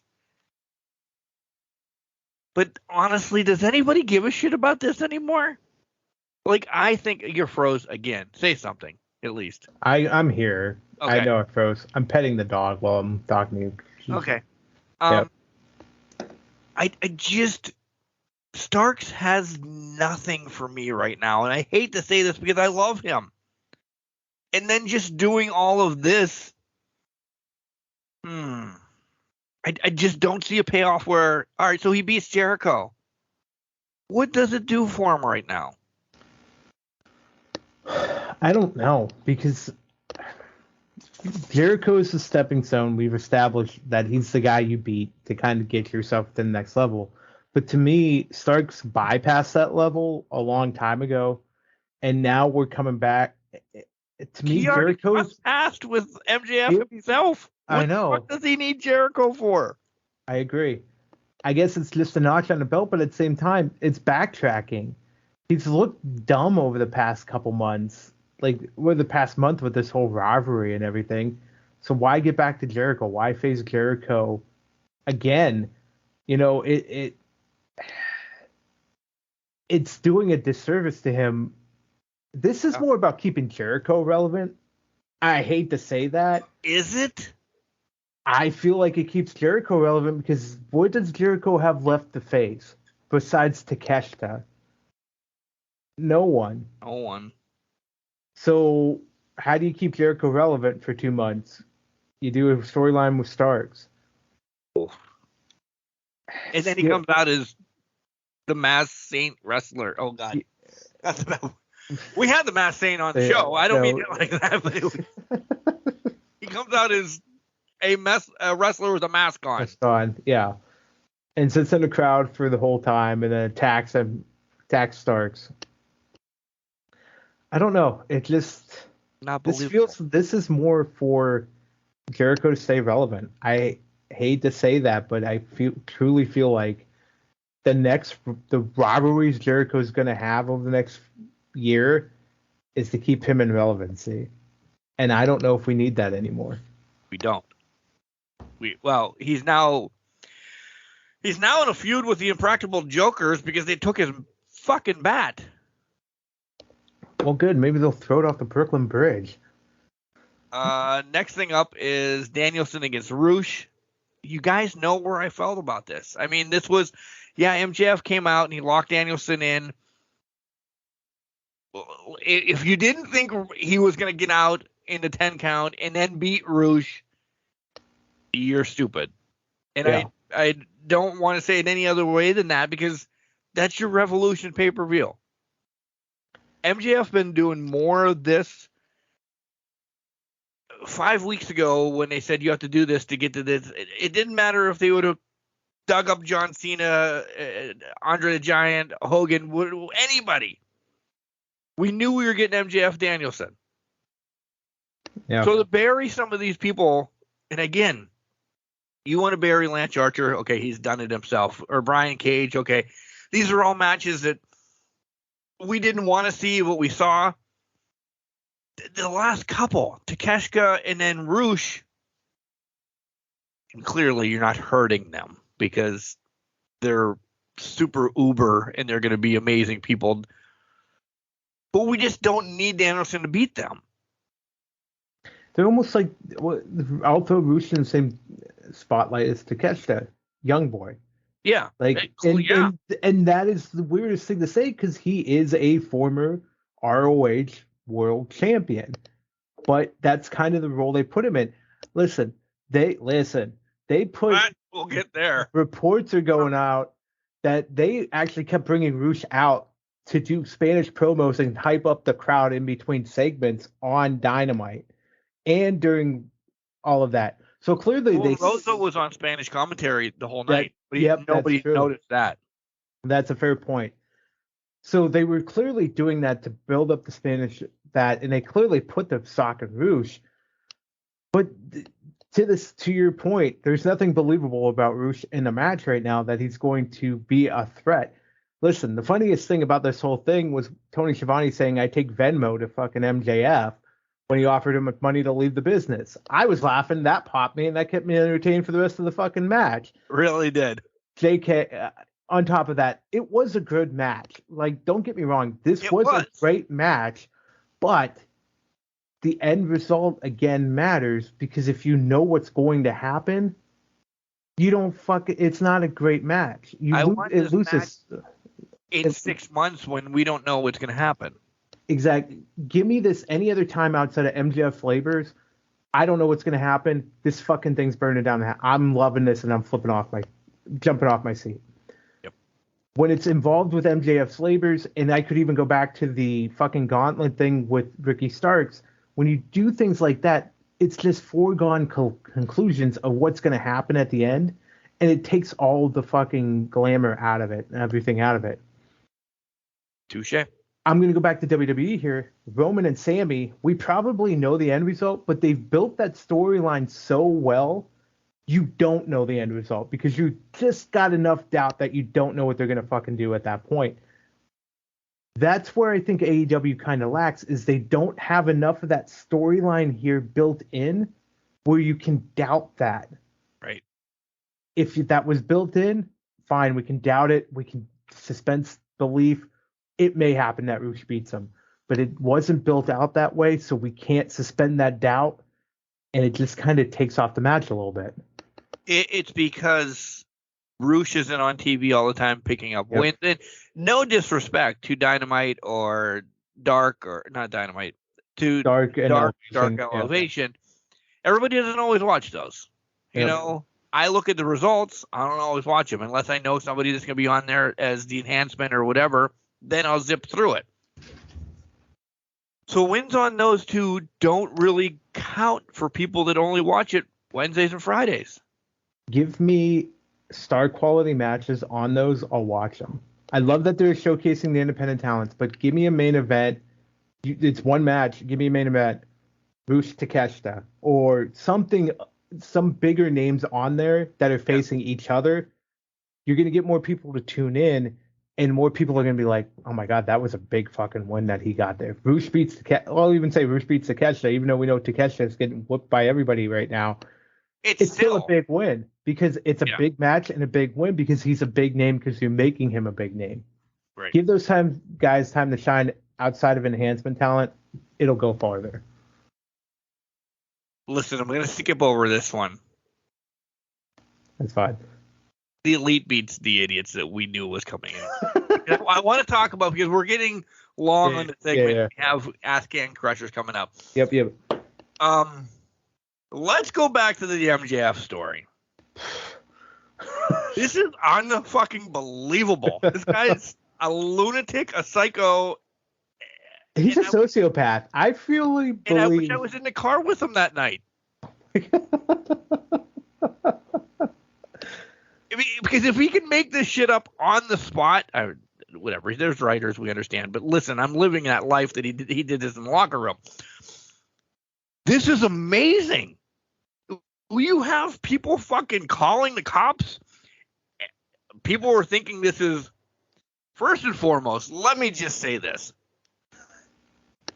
He described Liv as a suntanned kiss girl. All right. Gianna from New Jersey. I don't think Liv ever had a tan in her life. I love Liv. I love her. She's a pale human being.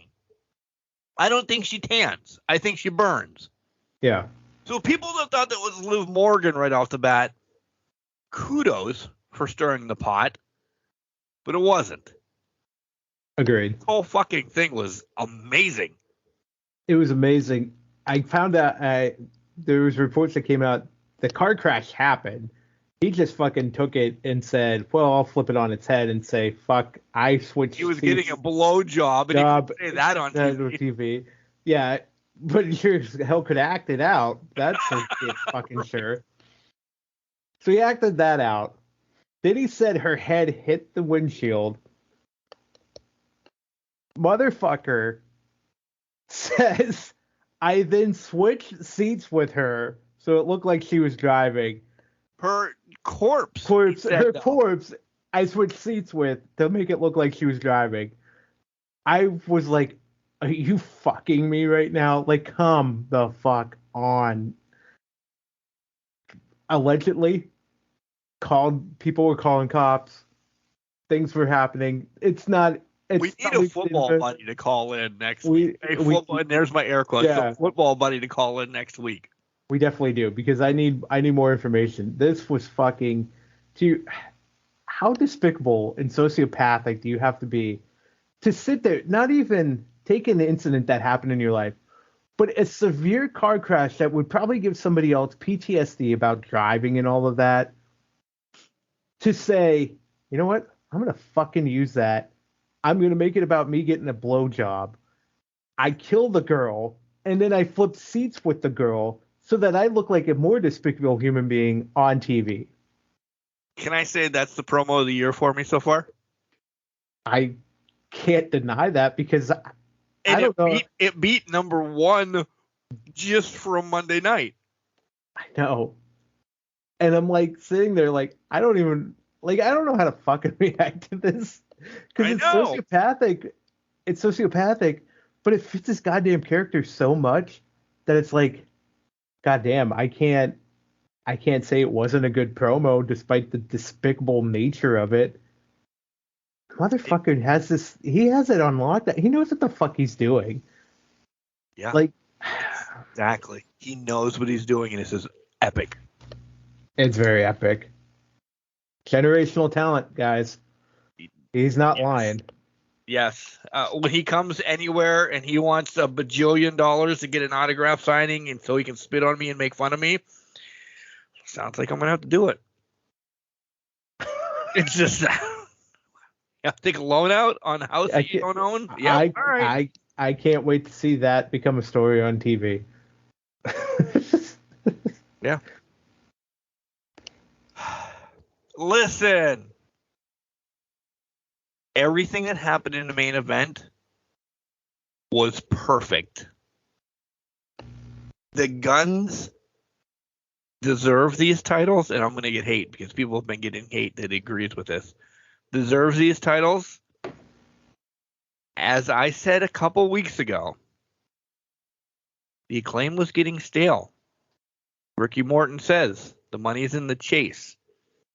Will they come back? Will they get the titles? Will it be a bigger hot shot and everything? Oh, yeah. This is going to be a fun story. And this is story driven now because it's not the Acclaimed against me and you, the Acclaimed against Bailey and Miggy, the Acclaimed to get this not shit being thrown together. There's actually a story here. We didn't get the swerve of Dad turning on him. We got Dad getting knocked out. We got the ref getting decimated. Taking the fucking spot of the year on that decimation. Right? And then we got the ref is down, hit him with the belt, get a generic roll up. I loved everything about this. Do I like the Guns? No, I don't. But maybe that's the fucking point here, that they're assholes. And we should have somebody that we actually don't like in wrestling. Do some people like them? Oh, yeah. Some people like Ric Flair. Some people like Muta. Some people liked, and we love MJF. Listen, but is it that you don't like them because of their stories, their characters? That's perfect. I thought this was epic. I thought this was the way to get it off the Acclaimed. And then this coming Wednesday, they're going to come back and fucking spit fire. And it's going to sell more shirts, more fingers, and tassels on their tits if they want to. It doesn't matter. When was the last time we saw somebody win a title by taking a title to the head? A while. I mean, it's something that's been done in wrestling forever. No. I agree. I loved that spot. That was where the spot I was getting to with that was. It's been so long since we've seen somebody win it with just a title shot off the head, and it's 1, 2, 3. Love that spot. I fucking hate the Guns, and I know I'm supposed to hate the Guns, and I hate that they won the tag titles, but I hate it in a good way. It's not a bad way. It's a good way. I also love Billy didn't turn on the Acclaimed like a predictable way could have went, like anybody thought. He didn't do it, and then he got turned, and then his sons fucking hit him with the belts. And I gotta give more props to that referee. That fucking spot. I mean, goddamn, he sold that sumbitch like nothing. He landed on his neck. Still rolling out. Landed on his neck. Looked like he was fucking still dying as he came to count the 3 count. Give that guy a raise. He did his job that night. But I really just hate the Guns, and fucking goddamn it, they did it the right way. And I don't like to say that because I said last week I didn't think the Acclaim should lose their titles here. I didn't either. But now I'm like, oh, fuck it. The Guns are the perfect antagonist in the division. Who else do you have? We didn't know who they were going to face at Revolution. Exactly. It wasn't going to be Swerve and Parker Brodeur or whatever the fuck nobody it is. There. There's no real heel tag team besides the Guns. It's the Guns right now. And so that's your Revolution rematch. And it also opens the door for a 3-letter team to circle right back around at Revolution to be the next team up. And if you didn't pick up, it's FTR. Yeah. FTR is right back in the line, guys. Guns pissed them off. They're right there. I don't think Acclaim's winning the titles back. Not spoilers or anything. At this point in time, Acclaim leaves it on the table. In comes FTR as the next team up. Not saying they win it, but no. Because then we actually get the match that we wanted. Yep. Because then FTR Acclaim can be built for the next pay-per-view. They had the match. They did. They had a match on Dynamite. They had a 10-minute match. Yeah. Give me the 25, 30-minute match that everybody's jonesing for. Will be tag team match of the year, if not anything else. Mm-hmm. That's what they're setting up for. And let's go one step further on that. Don't be surprised, and I might get hate for this. Good. Acclaim turns on Billy Gunn here in the next month or two and become the heels in that whole thing. Because remember, Billy Gunn signed him up for this tag team title match. They lost it. Bowens was pissed. It still could be proverbially pissed at Billy Gunn because of this tag team title match. The reluctancy to scissor daddy ass on Wednesday, fully apparent. It's building. There's a slow build here. The money's in the chase. Money's in the chase. Acclaim becomes your heels in that fight with FTR, if that's the match they're going to go forward with at Double or Nothing. So, well done. Well I done. thought it was perfect. I said, who did they defeat literally right before the Guns came back out? I said they're getting stale. Yeah. I really don't remember who it was. I can't even remember, to be honest. Yeah. There you go. Yeah. It wasn't FTR because they had already been gone. There was a title match in between there that. It was a title match in January that they had, and it was just bing, bang, garbage. boom. It was hot garbage. It was. Very hot garbage. So this is perfect. This is, let them run again now. Let them go. Next week, we're going to ask Can Crushers here in about 30 seconds, so calm your tits. Next week, we'll be very WWE heavy, as we'll be talking about Elimination Chamber. There's going to be stories coming out of Elimination Chamber. Yeah. A lot of big 3 matches right off the bat. 4 if you throw in the Finn Balor, Edge, all of that. There's more to come out of that. More matches to be announced. But there's not going to be many more because an Elimination Chamber match, I don't know, what are they, about half an hour, 45 minutes apiece as it is? 45 to an hour, I would say, because you think about it. So you we're guys start 5-6 matches again. Yeah, pretty much. That's what it means. I mean, think about it. 2 guys start, 5-minute intervals between with 4 other guys to join, plus how they usually take 10, 15 minutes to get to the end after the last person joins. So you're looking at a good 45-minute match. There you go. Yeah. So there's that. Yeah. I don't think any women's championships being defended. Well, definitely not. Charlotte and Rhea is not happening. Charlotte's back on vacation again. Not that she's on vacation, but essentially, hey, by the way, Ask Can Crushers is coming up, and we're going to be talking about SmackDown. Imagine that.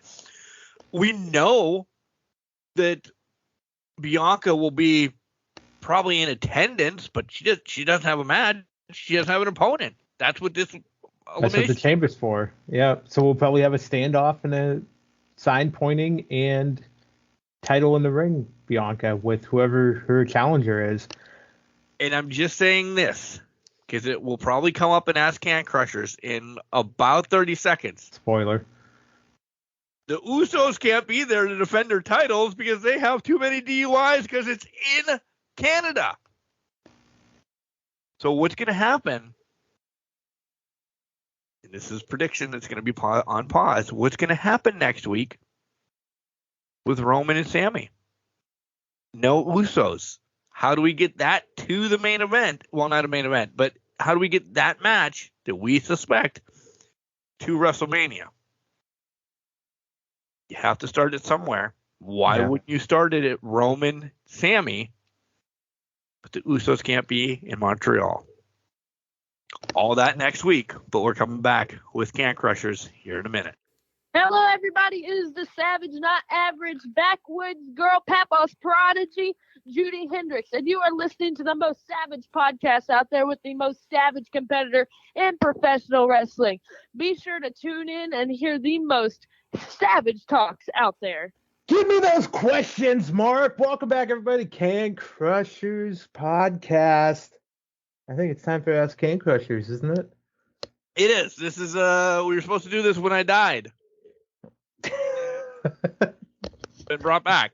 Not to be dramatic or anything. Bailey agrees. Bailey's being a bitch tonight towards me, Jenks. We need to have a talk. She's just she's a very vocal lady these past couple of days. I don't know what's going on. So, well, she's getting excited to go on her date. Yeah, that's true. Auntie's house.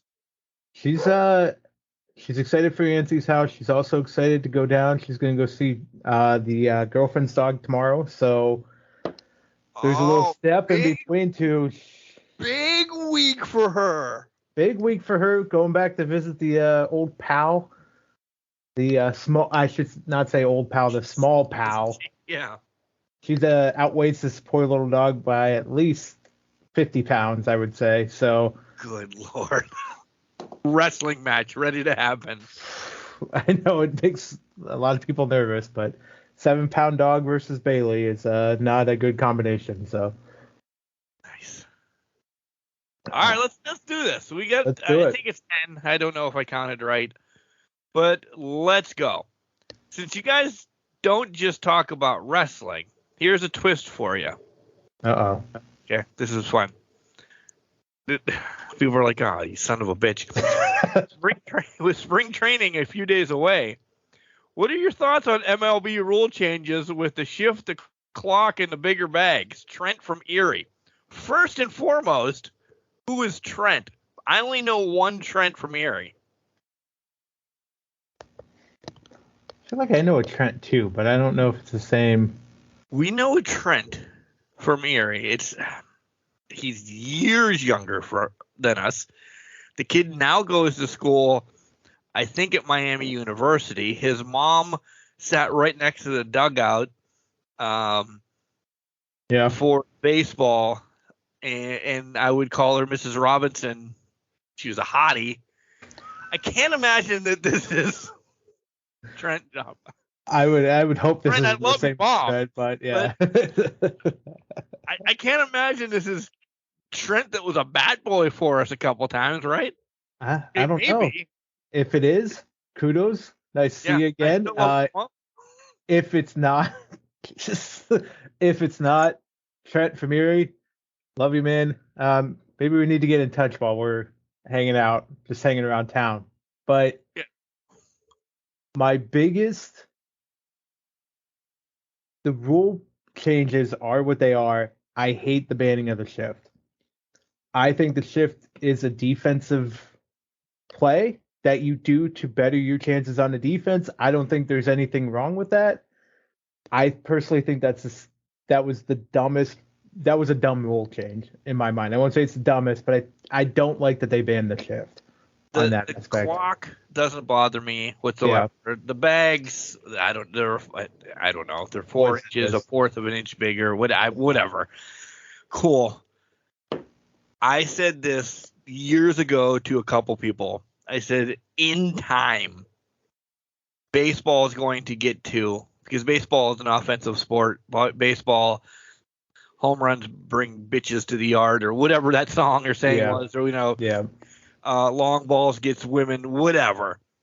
In time, position players in the outfield are going to have to stand in a box before they're allowed moving defensively until the ball is hit to get more offense. People don't, besides me, you, and like baseball fans, if you're going to a baseball game, you want it to be 9 million to 8 million.9. Right. A 1-0 game with 3 hits combined in the game, people are annoyed with. So Trent, if you're the Trent that I think you are, good. I know that you're a huge baseball fan, and you probably concocted this for us to bitch about this, because I think you're the same way as we are. I don't like that they're getting rid of this shift. Come on. Learn how to hit to the opposite field. Agreed. Learn how to hit to the opposite field. I think it also, and my point just flew out my head, learn how to hit the opposite field. The one that I always go back to when I hear about banning the shift in that is Joey Gallo just bitching about the shift and destroying his chances of getting a hit. Maybe you're not that good, right? Right.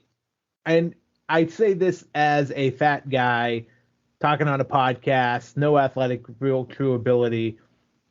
Maybe you're just not that good for that you can hit outside of the shift. I bet you could hit to the opposite field, though, compared to some of these jackasses. I love Major League Baseball. Everybody knows that. I do. Yeah. We worked in baseball. I don't give a shit. I will continue to say this. We worked in baseball. We love the sport of baseball. We might not have been Francisco Martinez good or Jacob Turner good or Raleigh Bishop good to get that way. But fuck, I bet you we both could hit opposite field if our life depended on it. Agreed. Completely agree. I remember the point I was going to make. My thought process is you're generating more offense by doing this, right? You're banning the shifts so not more people can get the offense, or get defense in there. You're generating more offense here. However, you found a way to take away for people to watch the sport when they're not in the stadium. I'm going back to our point last week when I started poking the bear, getting you all riled up about YouTube TV, not having MLB Network and all that. Right. You're trying to make it more user friendly, more user watchable. You're trying to get more hits, more excitement, yada yada yada. That's great, but if you start taking it away from them on TV in their own house, then what the hell good is that going to do outside of people that can get to the stadium, right? What's the shift going to do if I can't watch it? If I can't watch it, what the hell is the shift going to do for me? All I'm going to see is, oh my God, it's 8-4 ball game. Great, that's cool. They got more hits because the shift spot it. You're trying to create this entertainment value, at least from what it looks like with all of these banning of the shifts, enlarging the bases, yada yada yada. However, you're taking away avenues for people to watch it. So what good is it actually doing you to actually do these changes? Let me say this and we'll move on to the next one. It says only the infielders cannot shift, by the way. If you have a left-handed batter that is batting $197, Joey Gallo, why am I not bringing my left fielder in and putting him in between second and shortstop? Yeah. And here, you piece of shit. Yeah. I know you're not going to hit it to left field. Hit over my left fielder's head. If you do, run for your inside the park home run. To that point, though, they hit that, they're not getting an inside the park home run because the people that are actually complaining about it and saying they need to ban the shift, if they were to hit that, sorry, but you're not one of the fastest runners in the ballpark, and you're getting double or triple at most. Maybe double. I would say double at most. Yeah. Yeah. So, Trent, thanks. The great conversation was about your mom, if that's who she was. Stop it, Mark. Stop. Your wife's upstairs. Is Sami Zayn going to take Cody's love at WrestleMania like Daniel did years in the past? This is from Derek from Pennsylvania. These people are really generic, by the way, except for a couple. Let me go first. Go for it. No. They've just given you what they give you on Monday. They're giving you something right now that we'll talk about next week because it seems rather good. Yeah. And you're going to get maybe a DQ win in Montreal. This isn't my prediction, but maybe a DQ win in Montreal. But then an epic beatdown to get there. Listen, after Saturday, we have a month and a half till Mania. Mm-hmm. This is going to sound like a dick move. How are you going to keep Sami relevant in the main event when we already know the main event at this point? So give him and Miley Cyrus can have their flowers in Montreal. Now, I'm not saying I'm now just shitting on Sami, but they can have their flowers in Montreal. Sami can then turn it around, KO's healthy, boom, bada boom, and Hollywood's going to come knocking that it'll be bigger for them to get the tag titles.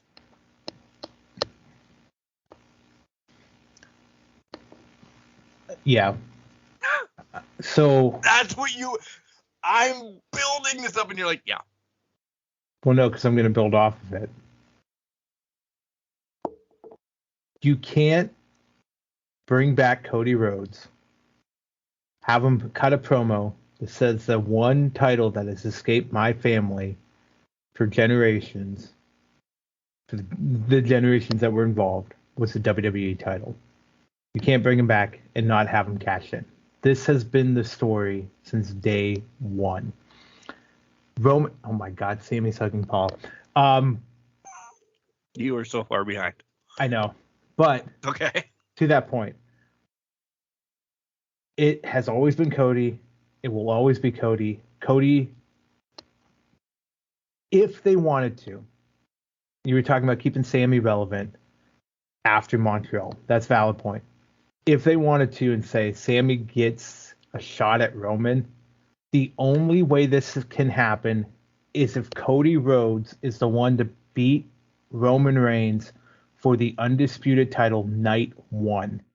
Not night two, night one.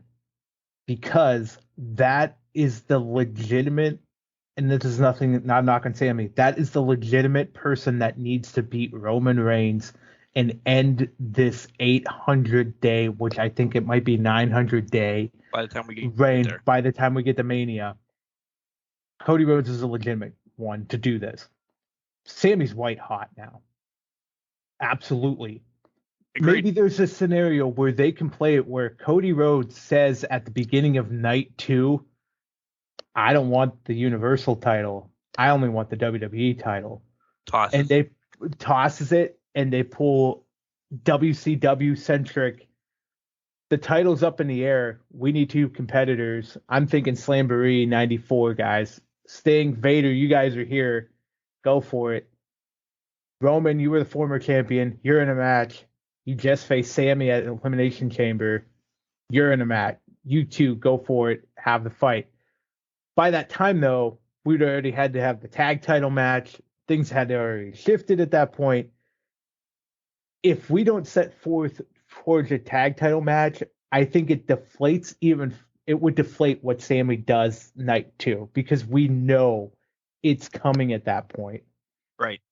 Unless there's a grand pivot where night 2 is that tag team title match and they can pivot off of that.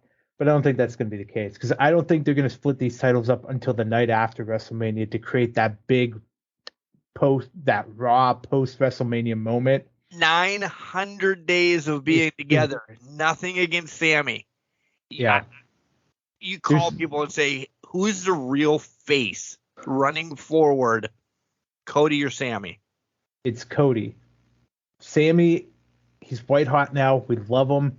But he would literally be, and this is not a knock against him, a Mick Foley transitional champion. 2 weeks, change it out. Maybe a month and a half, you're just rotating a title real quick and whatnot. But that's where Sammy's at right now. Sammy's loved and adored, and we're going to continue to love Sammy after this whole thing is done. But this story right now is made for him, and that's amazing because this is a 2-year story, essentially. Yeah. The longest, the best wrestling story going forward. Everybody doesn't need a participation trophy, though, and I'm sorry. That's what some people want. Hey, I get that, and I know that's what some people want, but Sammy lucked into this whole storyline, and I say lucked because Triple H came on at the right time to catapult this thing to where it is now, where people are like, we need Sammy with a title. We need this. We need that. We love Sammy, guys. Sammy's not that main event star. Cody Rhodes is your future, is your face of your company. It lives and dies with Cody Rhodes. Sami Zayn is going to be great with KO in the tag picture for many months or a few months going forward. But again, I'm betting we're going to get Sammy KO at some point as well in the future. I agree. In whatever that chaos ends up being. Remember, if this was built for Sammy to be that guy, Sammy wasn't supposed to be this long in the bloodline. Mm-hmm. So they would have built it that way. At the beginning of the bloodline, he was jokish. He was this, he was that, he was this, he was that. He wasn't built that way, and I know that took him a while. I still don't see him built as a champion. He can be a shit stirrer, a problem solver, whatever. He could be that needle or the thorn in your side. He's not the face of a company. Let me take it one step further. And I know I'm frozen again. That's a terrible picture of me frozen. But I'm going to take it one step further. Triple H did the right thing here with Sammy. He built him up to the white hot status, because let's put it this way. Everybody needs a contingency plan. Everybody needs a plan B. We talked about that. Let's flash back to Shield Evolution, the night Seth Rollins turned, where he goes, there's always a plan B, and Seth hits Roman with the chair. If Cody Rhodes somehow had a hiccup in his recovery with the pec surgery and he wasn't going to be ready for Mania, boom. Sami Zayn is your contingency plan. He's white hot. They can take it to Mania. But now, guess what? They didn't need him. Cody Rhodes healed up fine. This is a great problem to have, because now we just need to create a tag, put him in the tag team title picture. And that's where we go forward with. So I think Sammy was the contingency to if Cody was going to be able to be ready or not for Mania. Agreed. All right, Derek, great question there. Yep. As always. Thank you. Yeah, thanks. Next question is from Aaron, E-R-I-N. So I'm imagining Aaron, that is a girl, Aaron. Hey, guys, love the show. If you could manage someone, and she must not have heard, so we might have answered some of these way back, but screw it, let's do it again. If you guys could manage someone, who would you want to be at ringside with, male and female? So I'll ask you first. Yeah, the one I like to actually think about. Questions like this every once in a while. We always get, what's going on in wrestling or whatever. You can bring these old ones back, and, maybe you want to manage Top Dollar right now. No, I'm good on Top Dollar. I would say I'm going to go FTR, just because I think I could hype up the tag team game. They don't need me.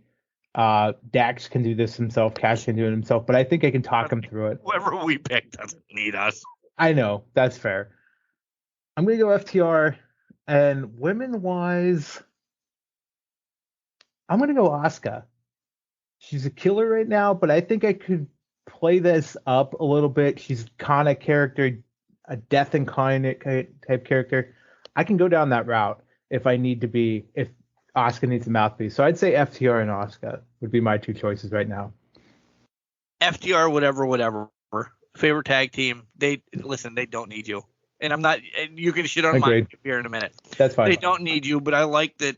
That's your heart. That's your soul. You want to stay with your boys. I think this is now when Asuka gets the mouthpiece. Yeah. Nothing again. We need the joke Asuka to be eliminated. Yep. This is the turn. Maybe, she's just revealed at the Rumble and she did what she did on Raw. Now get somebody that now she just, the only thing coming out of her mouth is venom and hate. Mm-hmm. We don't need to hear Asuka talk right now. So right now, if it's you and Asuka, let it run. Yeah, let it run. Mine, I'm going to go Independent Circle. I'm a huge fan of Maddie Rinkowski, who's been on the show, and she's doing a lot at Mission Pro and otherwise. She's, if anybody knows me in real life, and Jenks will agree with this, and the other guys that have ever done the show will agree with me, I'm an asshole. She's being the super over bitch right now. And I think if you put a bitch and an asshole together, I think it's just it's iconic. I would love to do anything with Maddie Rinkowski right now, because just watching some of her shtick here and there is awesome. I don't know for the men. I really don't. Maybe it's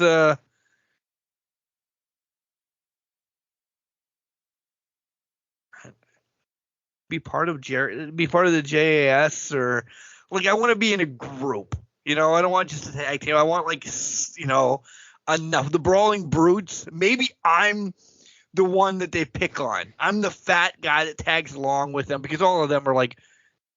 We thought it was going to be Butch for a while, like the mean dog that always barks in the back or something. Mm-hmm. Maybe I'm actually going to say it. I'm going to go with the Brawling Brutes. I'm the one that causes all the issues, and they have to back me up. It works for maybe like 2 or 3 pay-per-views, and then they just bail on me. Okay. Plus, I can drink with Sheamus and Drew. See how that goes. Yeah. Yeah. All right, Aaron. That was fun. I like that, Aaron. Good job. Yeah. Thank you. This is from Kurt from the 412, and he put the 412 in quotes, so I already hate you. So clearly it's Pittsburgh, right? So that's Allentown? No, yeah, it's Pittsburgh. Is Pittsburgh the only place with the 412? No, I feel like. I mean, it's got to be like Butler. I feel like it's like Butler. It's probably Butler. You're not from Pittsburgh. You're from Butler. Kurt from Butler wants to know. It is right literally next to the stadium or something. It is literally Pittsburgh. It's just Pittsburgh. Okay, I thought so. Pittsburgh surrounding area, but it's Pittsburgh. Go ahead. Sorry, Kurt. Is Bryan Danielson the next AEW champion? If no, tell me why not. All right. I think we'll both tell you why not. Yeah. MJF. And I know that's a generic answer. MJF, this match at Revolution is solely to put over MJF. Because he's had 2 matches. Yeah. As champion, 2 matches. But it puts him over as a champion.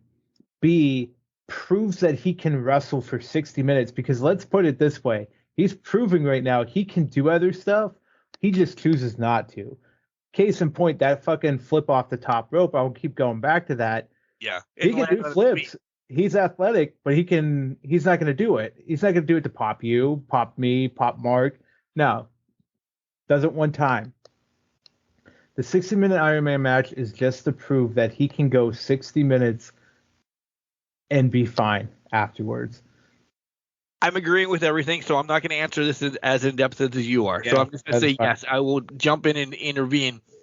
Listen, when we get to it, it's an underhanded victory. It's going to be like 3-3, and with 30 seconds left, he gets popped into whatever.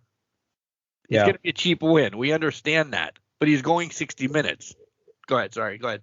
No, I completely agree. And to that point, I think of it like Rock, Triple H, Judgment Day 2000, not like that chaos when The Undertaker came back and cost him the victory, but it's going to be some sort of shenanigan of some sort that gets him. Don't be surprised if MJF goes down 0-1, or like it's 1-1. Tapping quickly, and then also pulls off a DQ where he goes down 2-0, because he's going to definitely take, at some point in this match, liberties with Danielson and make him bleed, beat up the shit out of him, hit him with the ring. There's going to be a DQ in this fall. And then MJF's going to build himself back up and somehow sneak out of here with the fucking victory. And everybody should be pissed by that. But because MJF's too good at his job, nobody's going to be actually pissed by it, because that's just the way the business works. When you're that good, you can't hate it. And he's just going to prove that he can last. This is all about lasting 60 minutes and proving that he can do it. You're going to see, and I will jump in now at this, you're going to see a plethora of matches in this match. A DQ match. He's going to take a pin. Maybe the pin comes quick because Danielson catches him off guard. You're going to see Danielson down for the count till 10 because of liberties he takes to get the win. You're going to see maybe his next pseudo henchman come out and destroy Danielson on the outside and get that 10. Like, there's going to be 5 or 6 different matches in this one match. And I meant match style, not just we know each match, 1-to-1, 2-to-2. Yep. There is going to be different match styles in this hour. There's going to be a point when Danielson's up 1-0, 2-0. MJF comes back, is up 4-2 or something like that, or maybe 3-1. And then Danielson gets a fall, and then we're chasing the final fall for the next 15 minutes. Yep. I'll be surprised if I just hit that on the head, but I would also be surprised if nothing happens for 60 minutes and they pull an HBK Bret Hart. It sounds stupid because it's either going to be 7 matches or one match. It's not going to be 3-to-1 or 2-to-1. It's not going to be. Yeah. It's going to be a million matches or just one. Yep. So. It'll be interesting to see where they go with it, and we're gonna know. I have a feeling we're gonna know where they go with this by about minute 15, Mark. Yeah. Ugh. SmackDown. I didn't mean minute 15, 15-minute mark. Sorry. I was thinking hour, and then for some reason didn't translate. Yeah. No. That's okay. Yeah. And I don't know. I think we both have maybe different ideas. I think it could be wrapping back around to Wardlow now. I think it may be. Listen, Adam Cole's still not back. That wouldn't be okay. I still don't think MJF loses this for a while, and I don't know if we're there to talk about who it's going to be yet. Yeah, I don't think that's as clear right now. So who the after is. So that's from Kurt from the 412. Kurt, thank you. I'm annoyed at SmackDown. Sorry. This next one comes from Gabe from Ohio. Hey, before you ask this question, I want to play the game with the Can Crushers Nation. At this point, we're about 30 minutes into SmackDown. Can you guess where Mark's pissed at during the show? Just want to see if we can get some feedback on that, because I'd love to revisit that. You do, right now? I know exactly where we're pissed at, but I just want to see the feedback that comes in. All right, good. I'm disgusted. All right, Gabe from Ohio. I saw you guys have been doing these for a while and never went back to listen to the first Ask Can Crushers. Oh, you should, but that's okay. So tell me, oh, wow. You can tell I can just clearly, this is one I did not read, Jenks, by the way. So tell me why I should listen to you and how long you've been in the business. Well, you son of a bitch. No, Gabe, I've been doing a podcast since 17. We're on season 7. Why you should listen to us? I will go, and then Jenks can come in and give his piece. Dude, because we love wrestling. It's wrestling. I hope you're not starting a fight, or if I read it the wrong way, or whatever. Sounds like a dickheaded shot at me. I don't know. I love wrestling. We talk about wrestling on here. We have some beers. We give you our thoughts. We are no journalists whatsoever. We just enjoy Can Crusher Nation. Chipping in some questions, hollering at us sometimes, doing some cool stuff. That's it. We're wrestling fans that I bought equipment and we can talk wrestling.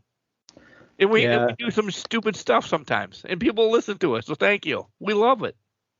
I completely agree. I've only been in this since September 2021. I think the first week of September. Sure. I worked it. Yeah, 2+ years. I worked out where he liked me enough after the first week. He brought me back, despite our history together. So I've loved you for. I know you have. I'm just being a smart ass, but 20 years now. But to hit on Mark's point. We're just two guys that love wrestling. We love talking about it. We love each other, so we're going to talk to each other, and it's just a way for us to, hey, why not say what we think on air? Have other people chime in, get information, get things from them, get questions, go back and forth on it. It's just a fun time. That's what we're here to do. We're really not anything special, buddy, Gabe. We're not. There's nothing special about us. We're not connected to the industry. We're just two fans that sit here and talk about it every week and just give our true feelings about what we saw and what came down in the professional wrestling world. That's it. Nothing special about us. There's no qualifications. Not one of us was taking bumps for 20 years in a ring. Fuck that. We've been sitting around on our asses. Twice. I announced inside a ring twice, and I have wrestling fan friends. Listen, wrestling wrestlers as friends. Some of them. Gabe, I had a dream when I was 18 to be a professional wrestler. Gave it up because of family things, and now I'm back because I can just talk about professional wrestling. That's what we're here for, and it's a win because we provide entertainment. And thankfully for Can Crusher Nation, you guys love us. You love that we talk to each other the way we talk to each other, and you love what we put out every week. So we're blessed in that regard. So if you want to listen to us, just listen to two jive turkeys talking about wrestling. That's all it is right now. Two gobbledygookers, if you will. Hating on Lacey Evans. Oh, you gave away the answer. All right, yeah. Well, it was not late, so hopefully they paused and they sent in their shit. Yeah, they paused and they sent in their shit. Gabe, I hope you continue to listen. If you just found us or whatever and you don't go back and listen to them, listen, Bailey hopes you listen too. Yeah. There's a host of other people that have done Ask Can Crushers. Some wrestlers actually sent in some stuff. Enjoy our content. If you don't like it, tell us why. Yeah. Start a fight with us. And I mean a wrestling fight. I'll welcome you on. You want to come on and say, hey, let's talk about Bryan Danielson or Daniel Bryan or Bob Smith or, we've had all these people come on. And I'm not calling you out for this to make me sound like a dick. Maybe we agree too much sometimes. Maybe we need a Gabe to say, hey, once a month, let me come on and just decimate you because you guys are such homers. Cool. Yeah. We'd probably be up for that. You have to drink beer and deal with us, though. I agree with that. Or Can Crusher juice, because that's the CCJ. The CCJ next week. But no, I completely agree with that. You know what? We do agree a lot. But we also take a step back and we come to an agreement in different styles. Because we're right most of the time. Well, it happens. It's like, if you disagree with us, that's fantastic. I love having the conversation around it. Why do you disagree with me? Why do I disagree with you? Let's have a conversation about it. I'm always about that. I want to hear different points of view, different ways of thinking. So we get there. We get there a roundabout way. Yeah. But there were you said that Lacey Evans sucks? Yeah, that's the same thing I've been saying for 6 months. Oh, okay. Yeah, but I also took this. I took A, B, and C, and you took D, E, and F. I took C. You right? Took the fucking. You took one letter all the way to fucking down. But yeah. Gabe, thanks. Thanks, Gabe. Yeah, we're not in the business. We're just two idiots, and we have fun about it. JoJo from Texas. Right. Howdy. JoJo Siwa? So I had that same thought about JoJo Siwa. I don't know. I don't think JoJo Siwa lives in Texas, so I don't. I think she lives in California, but JoJo, howdy. Howdy. Yep. After a couple of years of listening to the show, I'm finally willing to write in for the first time. Thank you. All right. Good. What would your dream position be in pro wrestling? I love editing. That would clearly, because I love editing too. I was going to say, was that what JoJo said? Yeah, JoJo said, like, I would pick editing. I made it just say, like, no. For me, it would be backstage, something or other. I don't want to be on screen. My mother told me I have a face for radio. That's why, Yeah. When mom says it, it really hits home, doesn't it? It does hit home. It does hit home. Kidding. My mother loves me. My mother still thinks that I'm fucking Prince Charming. Love you, Mom. But no, it would be, I would want to be like the Tony Schiavone to do like podcasting or the editing part. I love editing. I really do. Editing and doing stuff like this, doing videos, doing stuff like that. Never in the ring. No. Something nerdy is what I want to do.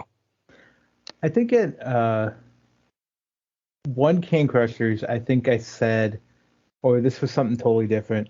I always saw myself, this was back when I turned 18, I would turn out as an in-ring performer as like a Kevin Owens type character, right? Excuse me. Not the formal attire, cut off, shorts, whatever. Where I'm at now in my life, I would rather be at the desk commentating with almost similar to a style of, Attitude Era, not scripted, just reacting or just putting over what we need to put over. I would love to be at the commentary desk. I don't have the penchant. Corey Graves or McAfee. I wish I could be that color commentator. I feel like I'm more in the Michael Cole, Vic Joseph type area of it, where I have to drive it. I could tell a story, but I feel like the guys that have been in the industry would provide better color commentary than what I could provide.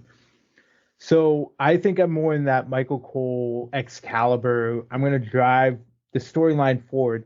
I would love to say I could do editing and all that, but guys, I'm not as talented as Mark. I also don't have the patience.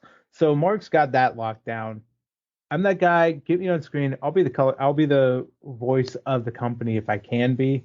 But if I can't be, put me where you need me at, and I'll step up. But I think I'd be good interviewing or in that commentary space. Well, if JoJo wants editing, I can do maybe some of the other stuff, some other graphics. I did learn a little bit from Johnny Fancy Graphics back in the day, or Topher Norris, some stuff like that. I don't want to say I'm a jack, but I whatever. If I'm in the business, I'm good. Really. Same. Oh my God. Yes, I want to see this. Oh, it has just made a big swing in 15 minutes. Yes. And either one could be next champion. Yes. So you're ahead of me, but also I'd say I would take whatever role I was given in some sort of commentary or interview staff. What am I looking at here? Okay, Sonya.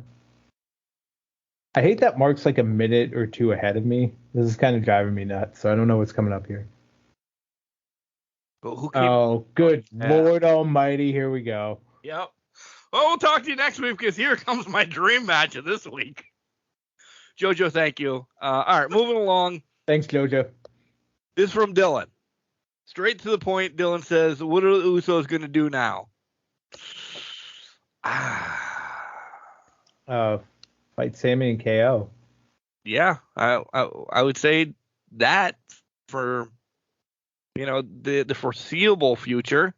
Yeah, I mean, after Sammy and KO, completely oh my God. No idea. This, by the way, this question comes on as Jenks' favorite tag team, the Monsters of the Midway, or whatever the fuck they're called, come out, and the Usos have to defend the titles against these guys tonight. Oh, fuck, that is tonight, isn't it? Oh, I totally forgot about that. Oh, I hope... Not that it matters. I hope Jay shows up. But, listen. I think right now we can safely assume they're going to make it to WrestleMania in some capacity. But I feel like it's Sammy and KO. What happens after that is going to be very interesting, because I think could be a whole bloodline implosion coming here in the next coming months.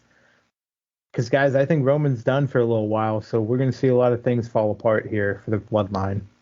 And I wouldn't be shocked if we, the ones, take a little bit of a break, too. Yeah, that's fair. And it's okay if they do, because essentially it's been Roman for 900 days as we go forward, but it's been the Usos for 900 days as well. Yeah. And it gives a little bit more shine to Solo to do stuff by himself. Yeah. IC title, switch over to Raw to get, away from a brand that he's, yeah. All right, Dylan.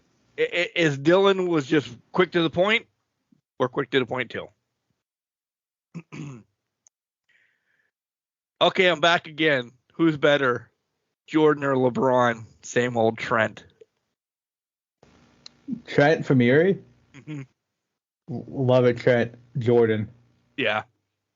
Listen, I get LeBron just broke the scoring title this week, so this is clearly this is recent. Recent, yeah. But I got to go Jordan. I think Jordan's way better. I think he did more he carried his team more than LeBron has carried. You guys can fight me on this. Jordan carried his team more than LeBron carried it, because if you look at the players that Jordan had to work with outside of Pippen, good God Almighty, old Rodman, Trent, which was Bill Cartwright. He never had a center worth a dick. Bill Cartwright maybe is the only center that anybody could ever remember. Not saying he was worth anything, but Will Purdue. Huh? See, the only reason why I know them all right now is because I'm playing 2K23. Will Purdue, Stacey King. There was another one. So there's a white. Will Purdue was the big white. It was not Will Purdue. It was someone else, and I can't think of his fucking name right now. There was a Livingston. I was thinking of Livingston. Yeah. There was a 3-point shooter, Paxton, Gil Hodges. Tony Kukoc was a bust. Dude. I don't care. I agree Kukoc was a bust, but it's making my point. Jordan had... I agree. Yeah.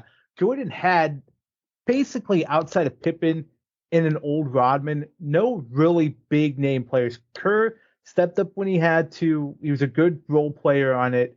Great coach now. I'm going to give Kerr his props all day. But LeBron? Let's talk about LeBron's helpers. Let's talk about LeBron. He didn't win a title till he got to D-Wade, Bosh. Right. That Miami Heat team got back to Cleveland, had Kyrie.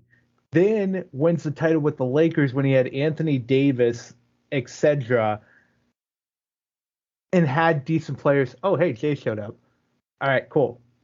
So, to me, Jordan's a better player because I think Jordan would play through anything, play through the flu game, did all of that. Jordan 6-0 in championships. LeBron's lost 5?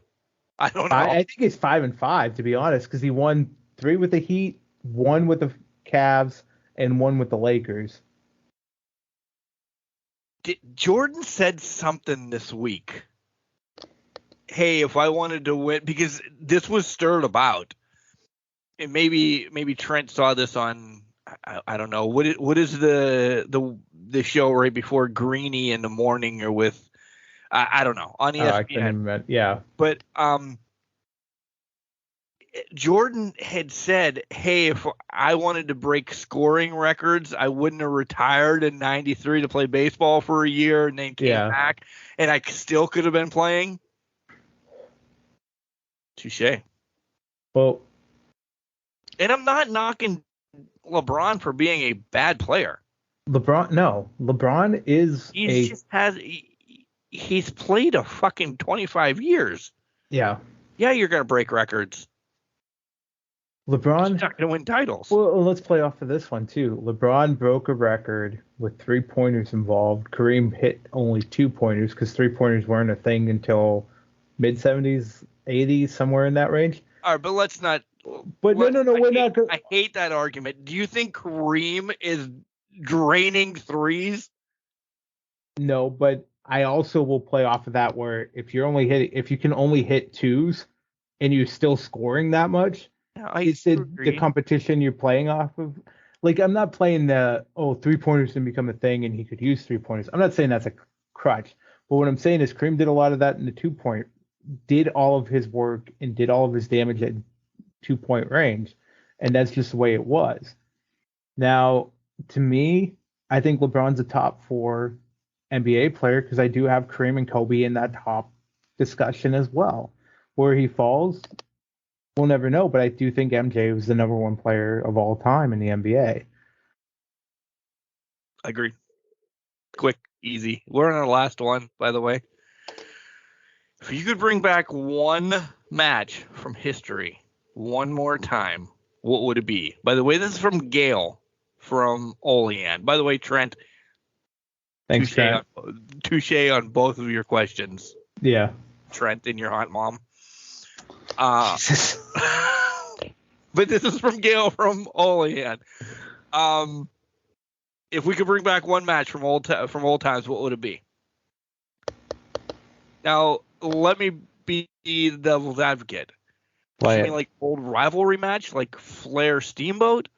Or does she mean like Sergeant Slaughter's boot camp match? That we want to see something like that, like a specialty match. That's where I came. That's where my mind was going to. Is what do we mean by that? If I go old rivalry, yeah, we could be here for hours. We could be here for hours. I would say let's go specialty match then, because I have one right at the top of my head. Why don't you go? Because I could go back and forth. Go ahead. For one more time, I'd like to see one more good scaffold match. And they're not good, by the way, because if you talk, rest in peace, if you talk to the Road Warriors or any of the Midnight Express that's left, the shit's scary and it's done wrong and it's made for you to die when you fall, but maybe done right, or there's new technology in scaffolds. I don't know. It could just be that thing, or new technology in places that we fall on. Okay? That we fall on. Padding outside the ring that blow up that look like cardboard or anything like that can still be suffice, and we can still get it.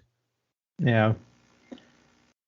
By the way, the dogs are going to be going ape shit. The wife has to go get Ethan in like 2 minutes, so whatever. The Lions Den match. No, I'm just kidding. Not going there. Up until NXT brought it back, this answer would have been War Games. 100% War Games. But NXT brought it back, so we have to pivot off of that. The one that comes to mind, and you can talk about there's iterations out there of it, and it's still in existence with the strap match. I want a good old-fashioned bull rope match where you have the cowbell in the middle. You're fucking using that as a weapon. I think that was the preeminent match for what the strap match was. I love the bull rope match. I loved everything about it.